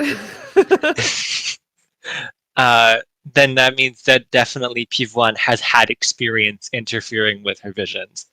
It'd be like the case of seeing someone trip and fall, or maybe, tripping into a bookshelf and then causing some of the library to collapse, and like warning them ahead of time, like, hey, careful with that. So there is no dissipation of power, there is just transfer of power. So if you do that, then something is going to change. Something will be different than what was in your vision. And you some like that something is really, sometimes it's okay, sometimes it's innocuous, sometimes there have been instances where people have gotten hurt, like in the case of like the bookshelves falling over, people getting hurt by falling books, by the shelves themselves, that kind of thing that would be normal in that incident. it, you would see somebody else later on getting hurt in a way that you didn't foresee, and like really it was like a freak accident type of thing. Very Final Destination, for a reference. It's like things that are fated to happen will happen regardless of whether or not you interfere.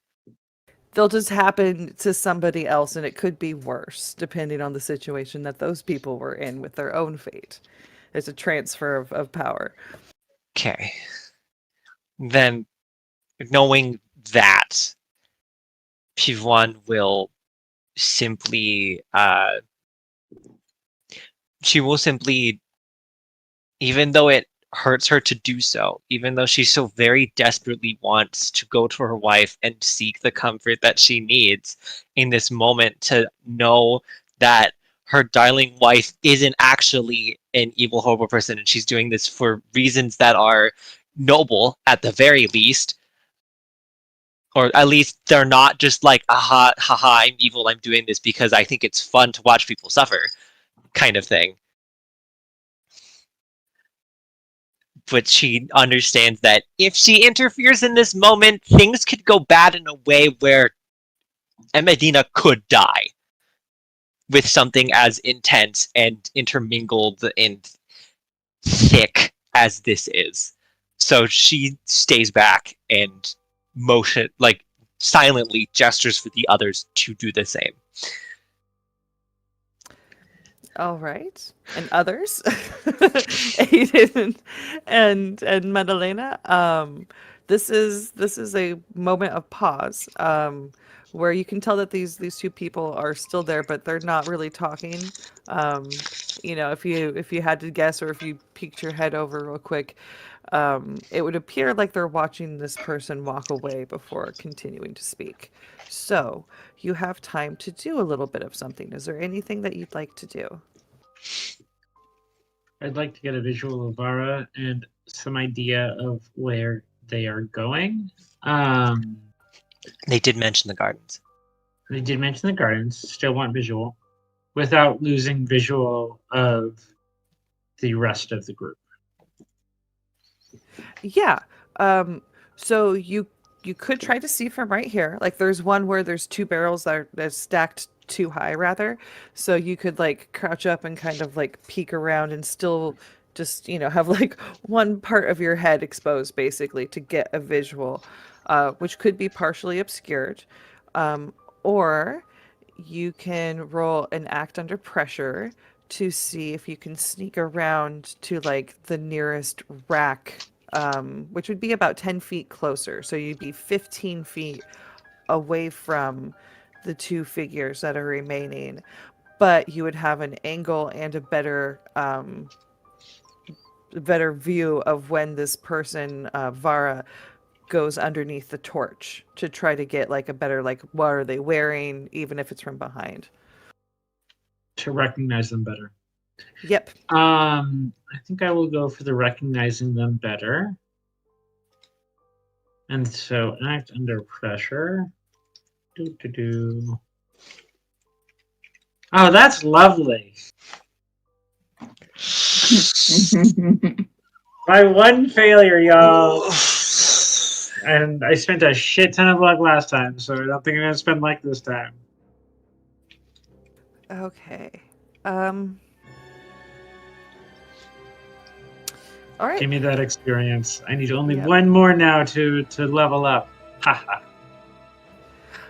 Ooh, this is true. Yeah, maybe next time, like, purposely fail a roll in a non-dire situation. Again, I watch way too much D20. Aiden, so as Madalena's moving, is there anything that you would like to do? Is this before or after we see them kind of motion for us to be quiet? So this would be like right after Pivoine like stay, be quiet. Madalena starts move, like you can tell that Madalena's going to be moving around. The barrels is trying to sneak around probably to get better position. Yeah, Aiden will follow Pavon's recommendation. Okay, cool. So yeah. Beautiful.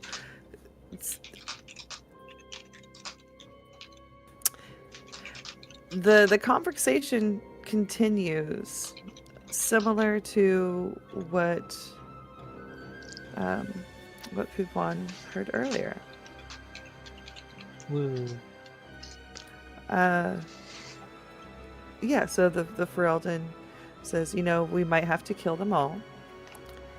And the Orlesian says, even your sister, your father. Ferelden cheekily responds, your wife. There's tension, like you can, like they're laughing, they're joking and everything, but the tension is palpable, and it just builds, and yeah, so they you just feel the hostilities kind of building between these two people, and then nearby you hear the sound of a doorway, like another stone passageway similar to the one you came out open, and a person steps out, and they kind of look around, and they look they look to their left, and they kind of pause for a second. And Madalena, you know that you've been made, but they don't say anything, and then they continue and walk over, but as they look at you, and you know that you've been made because you make eye contact with this person, and sorry, I can't click on shit. I want to get the right thing. So it's very disarming in this moment, because you make eye contact with them and you recognize them. The person before you is one that you thought that you lost a long time ago. Who are they? How did you lose them? And why has their memory haunted you every single day since? Narciso was a sailor and a poet, the kind of fisherman who would stare out across the vastness of Mother Ocean and fill journals with beautiful words, often about me. He was my first kiss. He always carried with him a preserved anchovy wrapped in some wax paper, which I still do to this day. And as the fifth blight began to ravage Antiva, Narciso, in pure defiance of his name, which of course is from Narcissus, joined the Grey Wardens.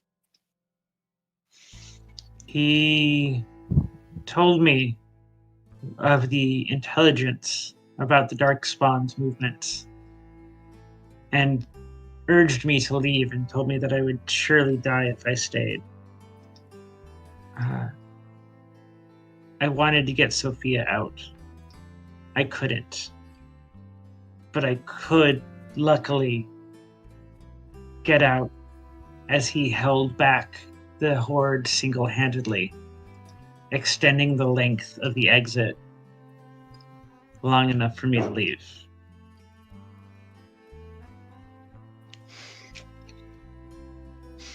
He has beautiful black hair, shining green eyes, a scar on his cheek.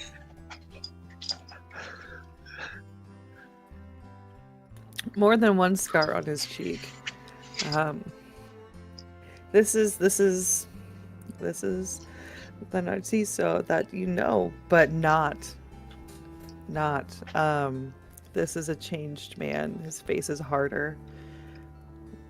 Dozens of scars, old and new. The way that he walks and holds himself is still the same, but it is with the grace of a well-trained fighter. Not to compare anything, but Reggie's very braggadocio. He's still big man with a big sword. This is not a big man with a big sword, but this is somebody who knows every fiber of their body and how to respond to any situation with their weapon, with their shield, with improvised. Like, this is a fighter. This is not a knight. Which is something that Aiden also can pick up on. This is a dangerous person. The barest of whispers straining under the sheer mass of wonder behind it. Whispers, he doesn't walk like a darkspawn. No. But yeah, he locks eyes with you. And continues. And he goes, "Dear ladies, your absence has been noticed above. I believe it is time for my men to do their work, but in order to do that," the Orlesian says, "but of course, I must go get out of these dusty clothes. 11? Ferelden says, "Aye, 11. Stranger says, well, not so stranger anymore. Narciso says, 11. And the women begin to move off. You can hear, it sounds like muffled skirts.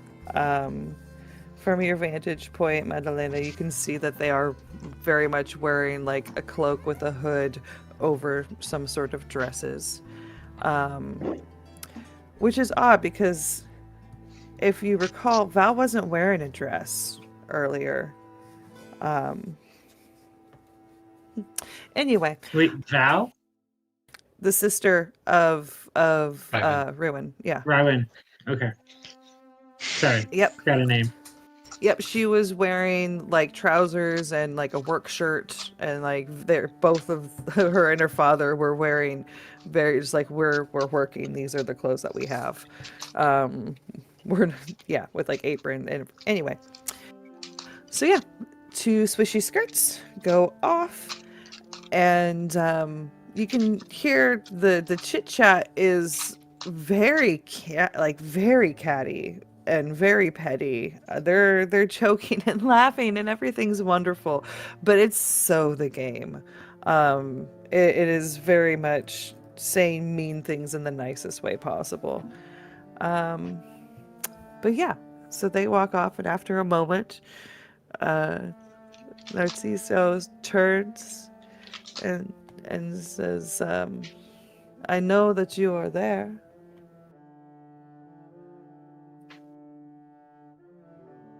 I have anchovy if you're not carrying girl.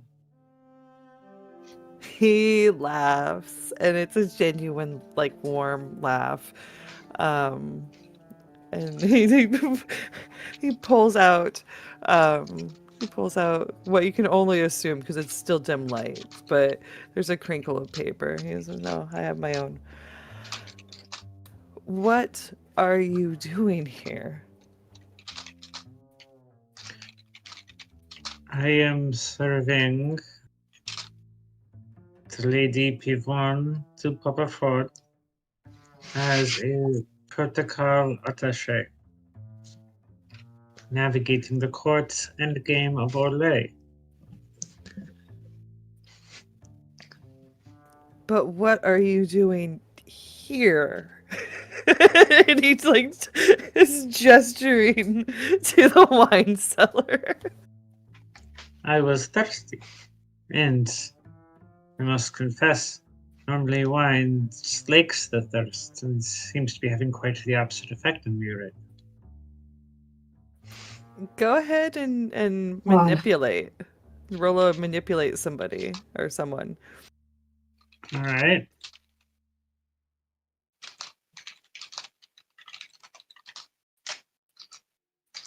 Okay, my computer's giving me some issue. Oh no. If you want to roll it for me, Yeah, I can do that. I might be able to do it. Just being a bit slow. I'm looking to see if there's anything. Oh, there we I go. rolled it. Okay, partial success.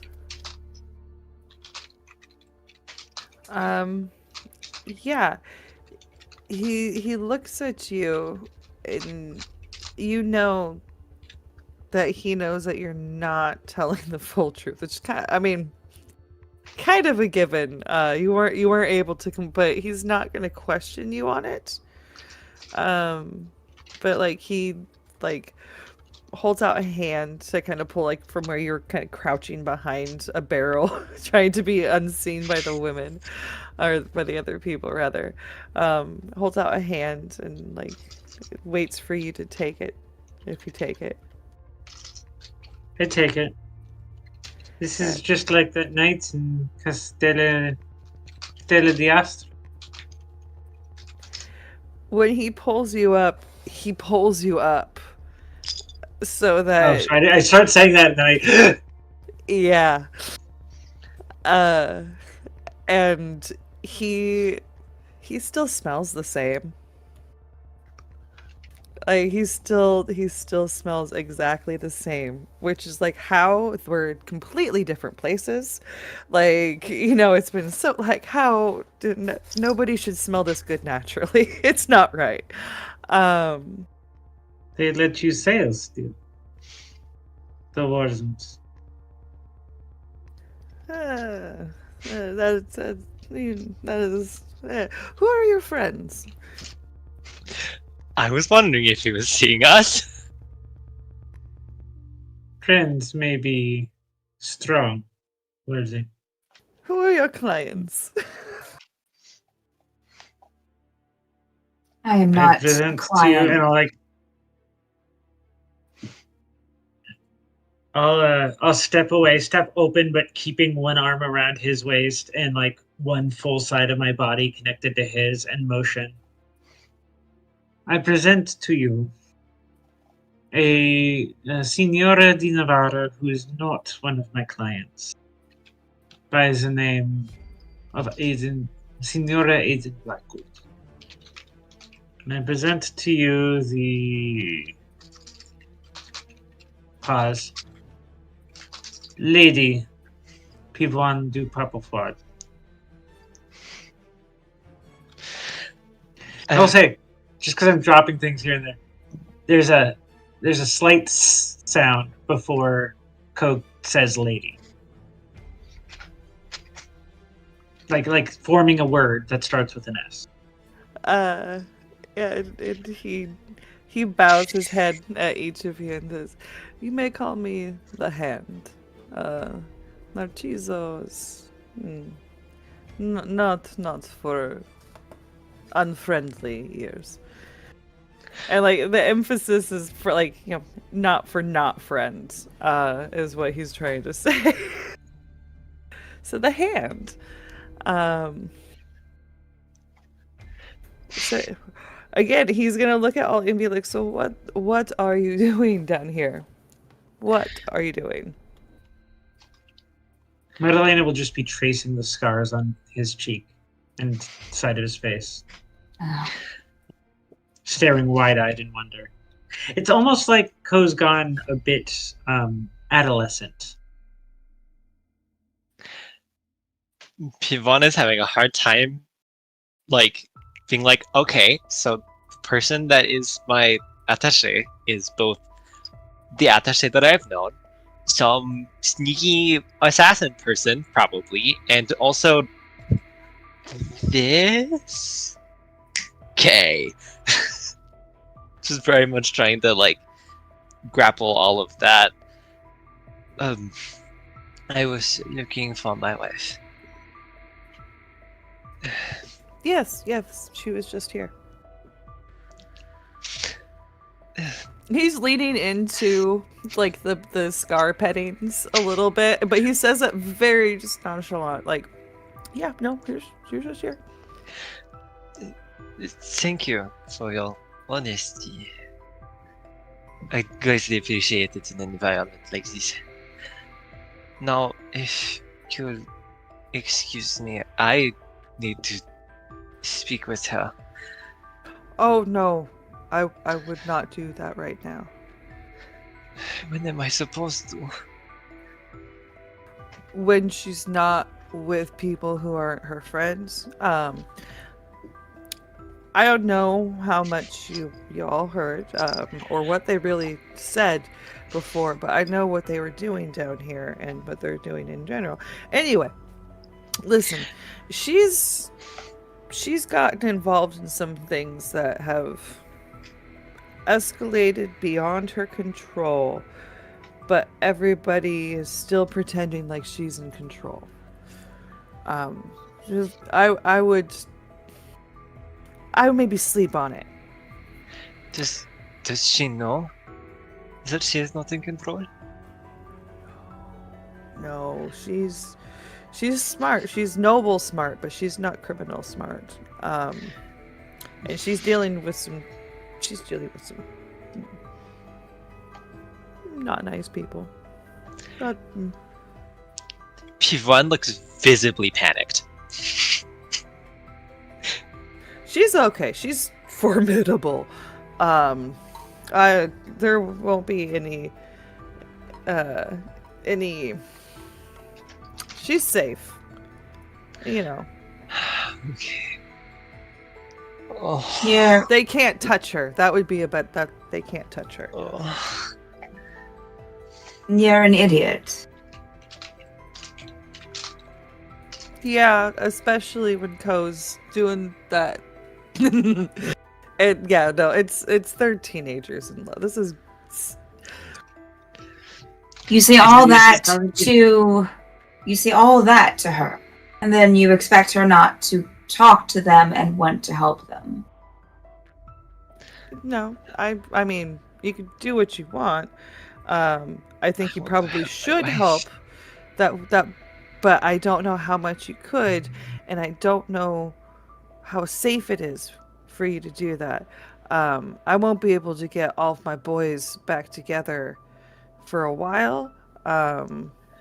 What do you mean, your boys? What is happening in the garden? What is going on here? The garden's not my thing. I have the house. The garden is the magister, and I really don't know too much about that part of the plan because that is above my pay grade. They're assholes, which is why I don't mind, and I can't believe that Ko's still alive. Honestly, so anything that Ko wants, I will do. The Darkspan seems to have a preference for your face. Oh, the rest of like he has armor and everything on. He just looks down at you and is like, "Well, you should see the rest of me." Perhaps I may. There's a shudder of pleasure through him. Yep, fucking teenagers. God, so And I would like to roll investigate a mystery to. yeah. Because what I'm doing is I'm testing his responses to try to get some information here. Yeah.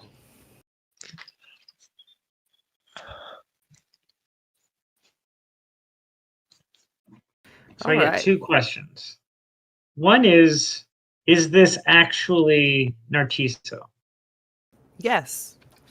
This is like you thought him dead for a while, but looks exactly how not exactly because there's scars and whatnot, but looks exactly how he should look if he had survived. Same age, like the way that he shifts his weight, like the subtle minor body tics that make up our personalities. That's him.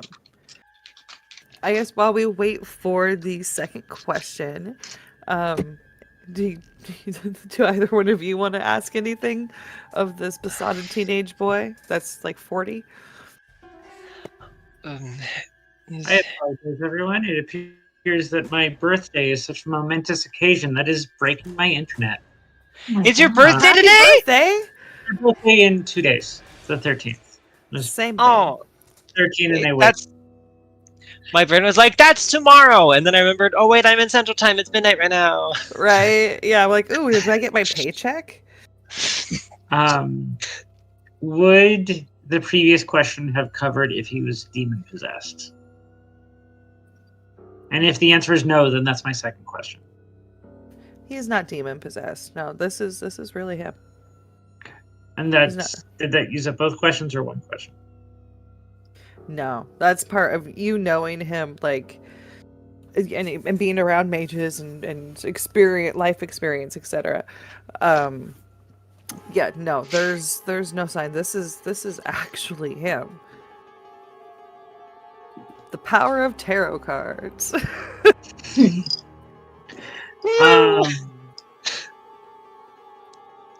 How can I get him to reveal? This may not be a question I can answer. I can ask. How can I get him to reveal his plan to me?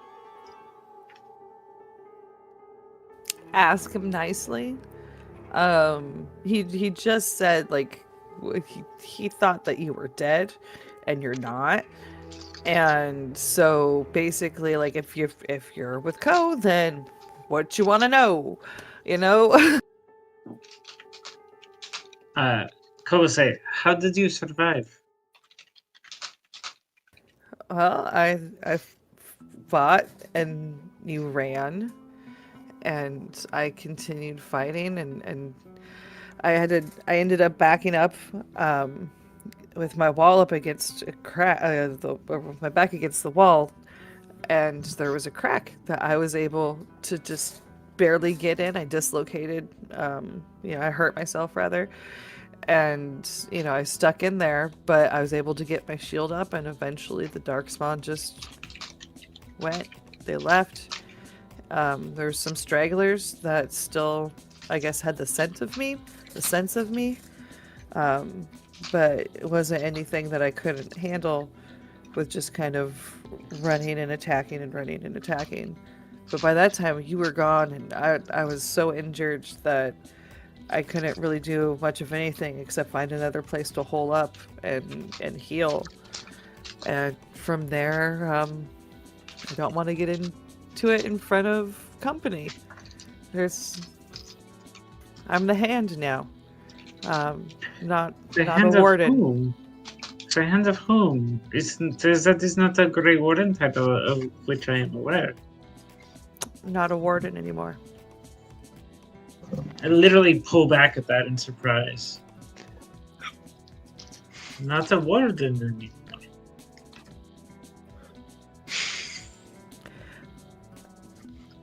He looks sad, and like really uncomfortable, because that's like a reaction that most people would get to, like, you can't just quit the wardens. What?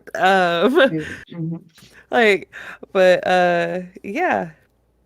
He gulps and he says, I am no longer a warden. And even though I retain the abilities, I am not allowed to call myself that anymore. And I have attained another title, being the Hand. Was this by your choice or by their choice? By the only choice that really matters in the end. Struggle is an illusion.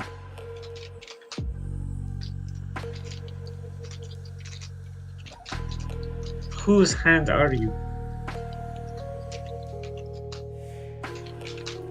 The highest bidder? You've gone endless then. I'm in a yes, but not I guess you could say that there's one bid that I could not refuse. One offer. Um,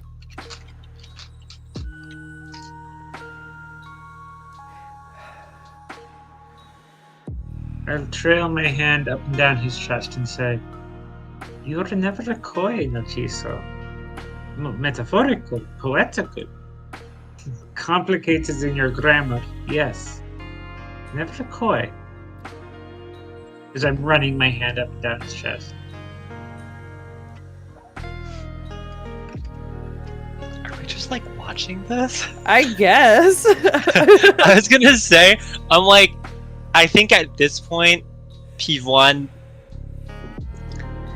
has reached the point of like before she was skirting the edge and kind of like able to like keep herself together just with the thought of like, I'm gonna talk to my wife, everything's gonna be fine, I'm gonna be okay, no one's gonna die, we're gonna be chill. And now knowing kind of like, everything is not going the way that it probably should, she is now at the teetering edge of, if even the slightest thing goes wrong at this point, it's going to tip over and panic will ensue. I do want to be clear, by the way, that it was all the face touching and everything, teenage love, until I determined that he was actually Narciso. Then it chilled out a bunch, and then it was stroking the chest again when I was trying to get the information out of him. Just to be clear. He is not aware of the manipulation. But yeah, what are you two doing? Don't let me monopolize the scene. P1 has already, by this point, the thing he says is, after he finishes talking to her, and Aiden says, like, why would you say all of these things? P1 is like, essentially just like nods her head thank you at the man and just runs. Like, not even trying to be stealthy, not even trying to be hidden. She is trying to get to her fucking wife. Okie dokie. Aiden.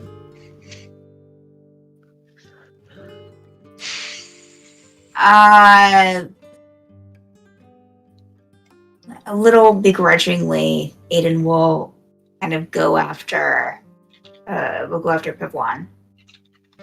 Just to make sure that, like, not to stop them from running away, but just to, like, have someone with them to make sure they're okay.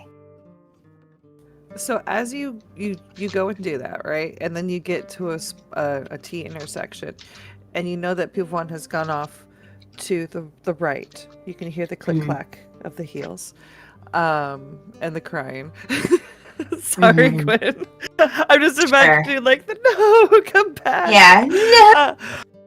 No. But also up ahead of you, you can hear further off, but you can hear the shuffling of an old man, an old person just moving very slow, robes dragging. There seems to be a cane and a limp as they move through the hallway.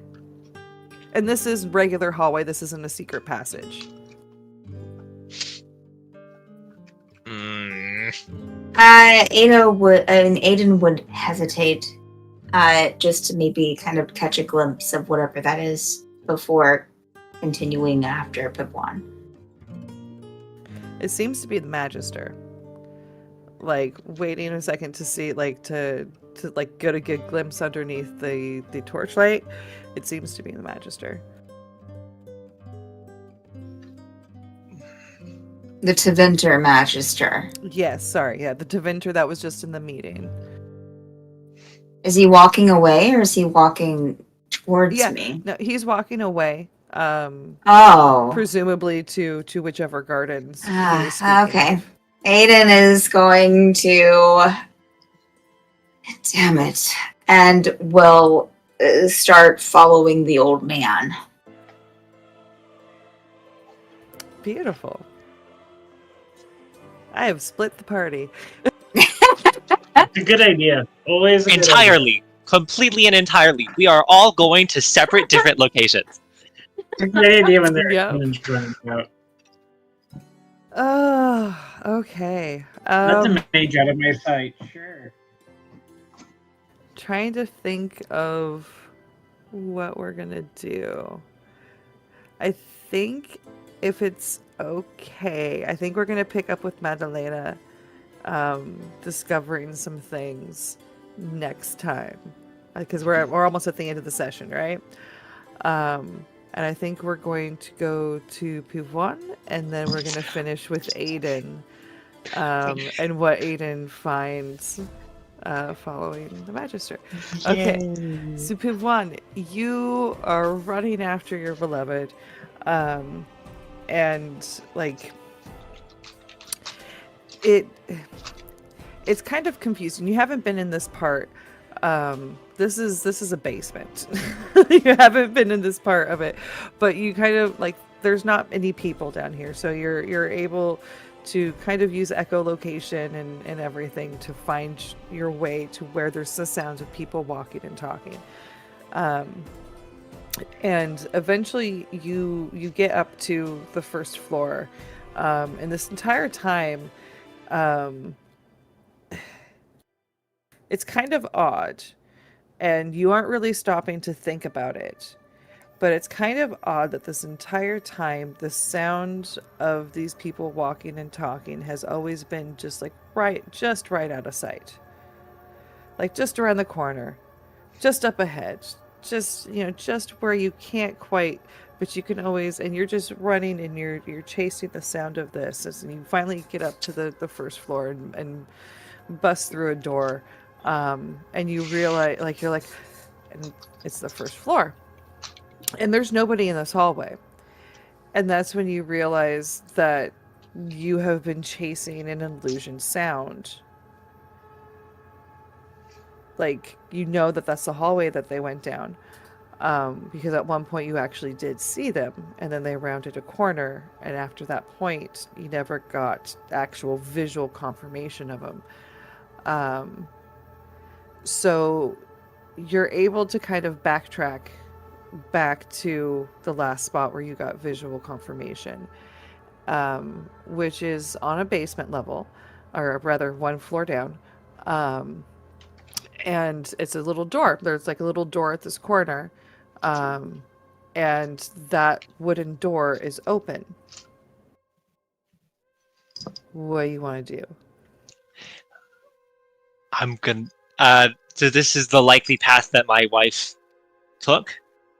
Yep, you don't recall that door being open when you ran down, just like a couple, like 45 seconds ago. You ran by here and it was closed, and now you're back and it's open. I'm going in it. Okay, cool. Pivoine is very much in. At least I'm drawing from my own experience of panic and emotional distress. It's one of those things where it's kind of like she's in that state where like her breathing's heavy even when it really kind of shouldn't be. Like, yes, she's running, but she's in heels and it's a lot of stone and it's probably painful, so she's not like running. She's more like light jogging because that's She's hyperventilating from the anxiety. Yeah. she's hyperventilating from the anxiety, and it's very much I'm not thinking right now. The only thing I can think about is making sure that my wife is okay. Yeah, and everything kind of it's an emotional shock when you walk into the room, because there's your wife sitting down at a table, and in front of her is a teapot where you can smell that the tea that's been steeped and everything that's in it is your favorite kind. It's the kind that you always would drink together on kind of like stormy days and everything. And there's a couple of your favorite little snacks out on a tray, and she's sitting there, and that's her. There's no magical auras, like you're with your spirit vision. It's her, and she says, "It is about time. I've been trying to talk to you all day," which that's a lie. Like, that she has been doing other things all day. Pivoine, sorry. Did she say anything else? And she just gestures at the chair at the table with her. There's two chairs, and she's sitting in one of them. When Melina says, I've been trying to talk to you all day. Piv1 gives her the look that Emelina knows, which is like, I know you've just said a bold-faced fucking lie to me. Don't pull that shit right now. I am not in the mental state to do so. It's... Emelina... What is going on? Sit down, have some tea, have something to eat. I will explain it all, but you need to sit. You need to, before you faint. I can't see right now. Please, just... I don't understand. Okay, well, I'll start to explain. At least come inside and close the door. We don't need anybody else here. And she gets up. P1 will close the door. Okay. And we're gonna fade to black there. There's a conversation that happens. That's behind the door that we will discuss. Oh, okay. Yeah. No. We're gonna. I'll. Yeah. No. This conversation will happen knows, in DM. but you don't. It will happen, and possibly be discussed next week, depending on what Gwen decides to do. But Aiden is following this figure, and he's going through and kind of whistling. Seems kind of like a nice guy. Not really, but like he's pretending to be a nice guy. With everybody that comes across, and eventually you... Oh no, I should add tokens for everybody. You are outside in a garden, and you come out and you're hanging back still, and you see him go into a greenhouse and close the door behind him. And yeah, it's a beautiful garden. The greenhouse. Is this, does it have, like, the windows, the typical windows all around? Yeah. Even the doors are windows. Foundry kind of is funny about the materials on that, but... Oh, sure. Yeah. Is there, can Aiden tell if she could sneak up on the house without being seen? If she could sneak up on the greenhouse without being seen? Yeah, like looking at it from afar, it seems like it is lined with like chest high shelves, like flower shelves, plant shelves. Okay. So yeah, if you just crouch down a little bit, you should be okay. Okay. Are the windows clear to where I can see through them, or are they like frosted? They're clear. They're a little bit dirty, but they're clear. Okay.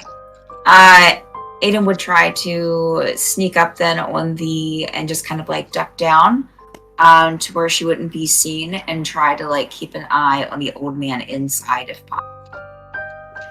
Okay. Let's do read a bad situation. Okay.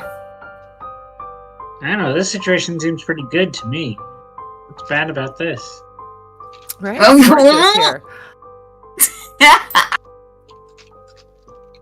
Yeah, so as you're kind of like approaching this, you misstep on a pebble, and you can hear from you can hear like somebody approaching, like somebody go, "Whoa," and there's just a gardener that kind of comes over and like sees you there and kind of like gives you a look but doesn't say anything, and he's like suspicious, like, what are you doing here? And then just goes back the way that he came. And you can hear like low voices saying, can't understand, but they're probably talking about the weirdo that's hanging out in the garden at night when they're trying to do their work. Sure. Yeah.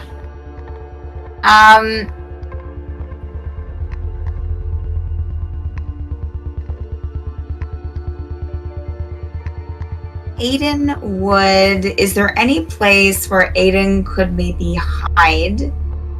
And just kind of wait for a bit to see if the old man comes out of the greenhouse? Yeah, so places to hide. There are some. There's apple orchard. So you can, if you want, you can climb up an apple tree, get a snack, and wait. That would also have a pretty good view of the whole greenhouse that the Tevinter came in. Which I'll move you. Well, no, I'm not going to move you over there. But and there's also like just up and to your right, there's a smaller greenhouse that looks like it's maybe like a storage room for the various plant foods and tools and whatnot. That you could also, if you wanted to, hang out in. There's also a fountain, but it's not really like a statue-y fountain. Yeah. And there's a third greenhouse that's back by where that gardener was presumably talking to another gardener after seeing you. I think Aiden would try to go up a tree. Okay. In the apple orchard. Yeah. So you get up there, not really a problem. There are some gardeners that are out here that are moving in between the greenhouses. Like there's wheelbarrows, and they're working. And they give you some looks, but they're not stopping what they're doing. So you're able to hop. It's a low fence, and then when you hop the fence and start climbing up the apple tree, you're able to do so. They're mature apple trees. They're very sturdy. It's probably been a while since you've climbed a tree, but yeah. And, so just make yourself as comfortable as possible. Yeah. Kind of like looking around once I'm up there. Is there anything that I can make note of this garden that's strange? Of what I can see from this height? I'll pull the token out a little bit better. Looking down, like looking at the other apple trees, there is somebody who apparently has had the same idea that you have.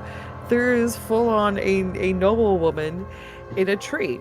Like she has a dress on and she's sitting there eating an apple, kicking her legs, and sitting in a tree, an apple tree in the middle of the night.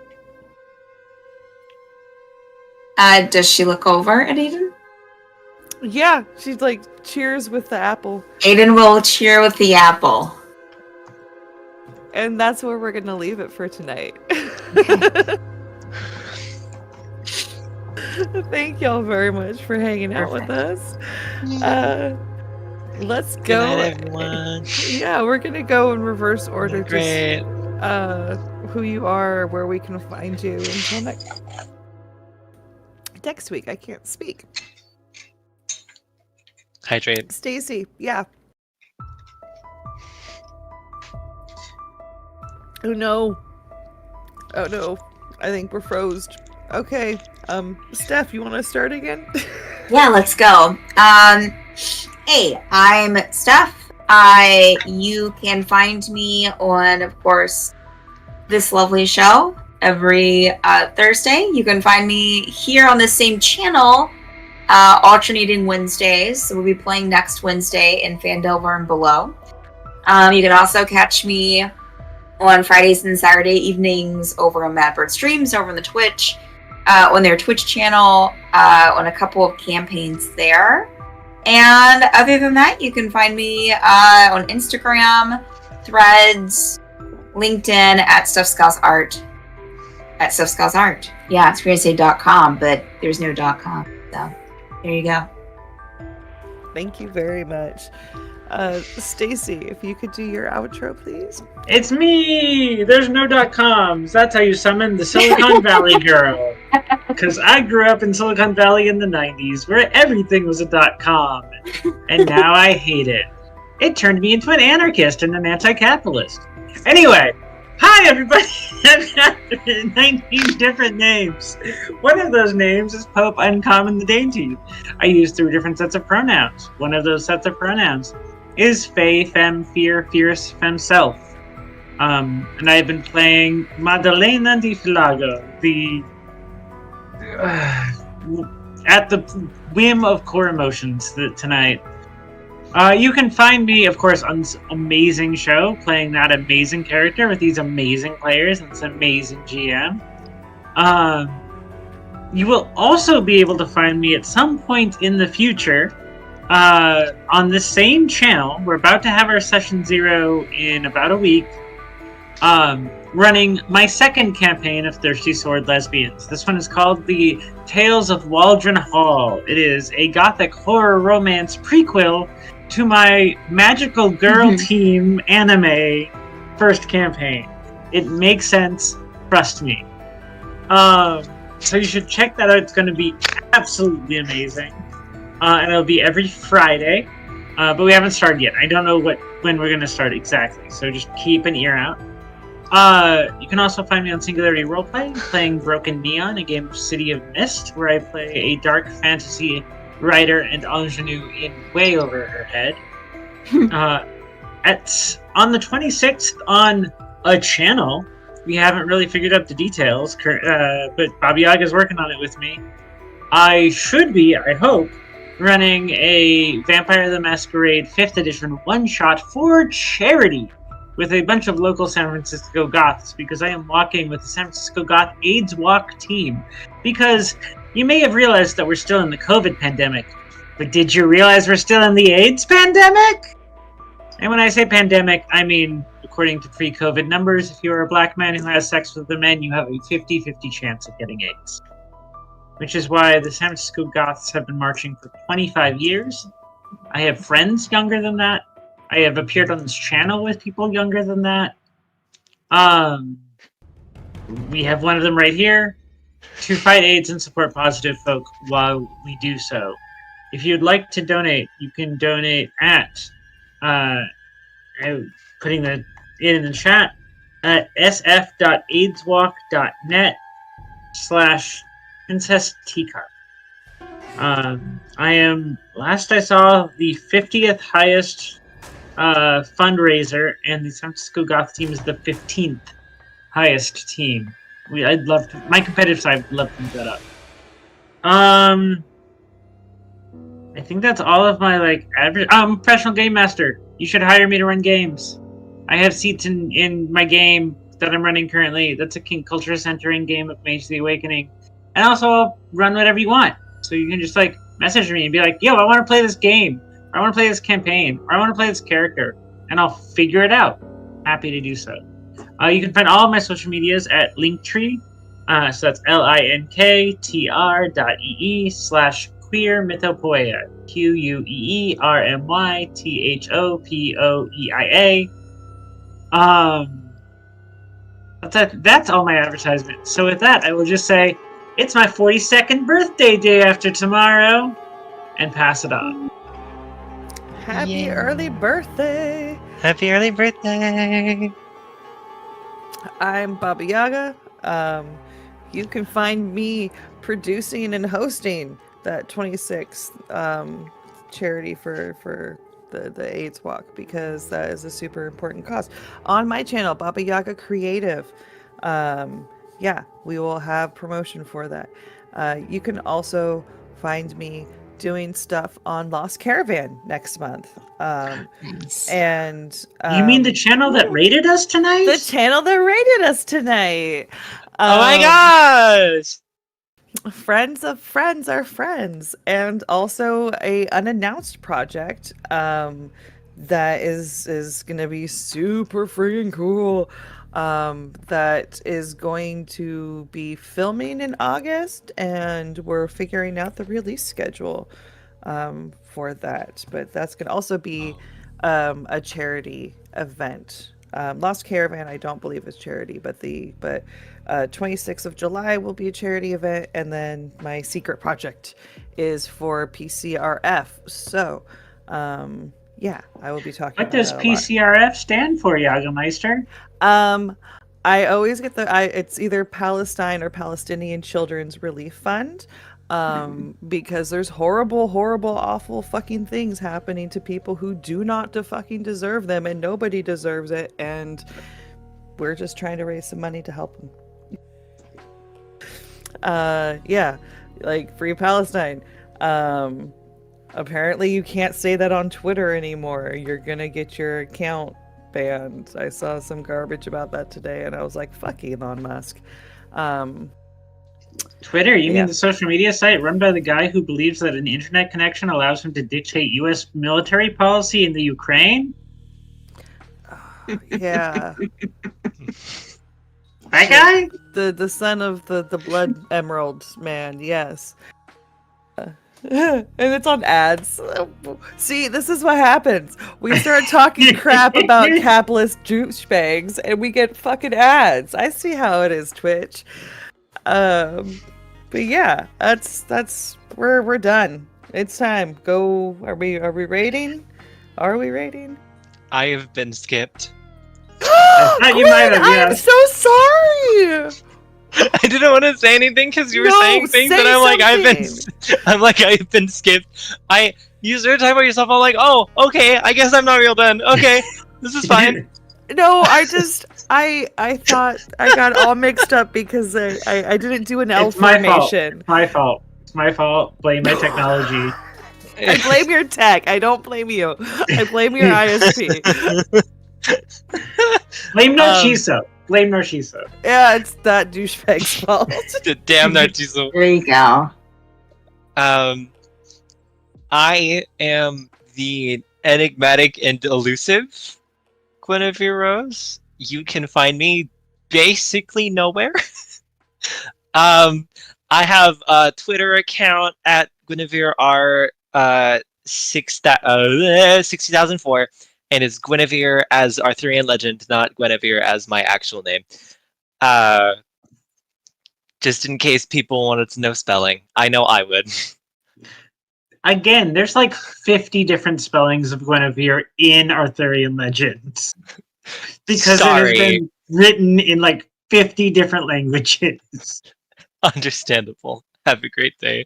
That Twitter is mostly just me liking cool art, and that is and cool like little thread fics that people write about hot fictional men that aren't real.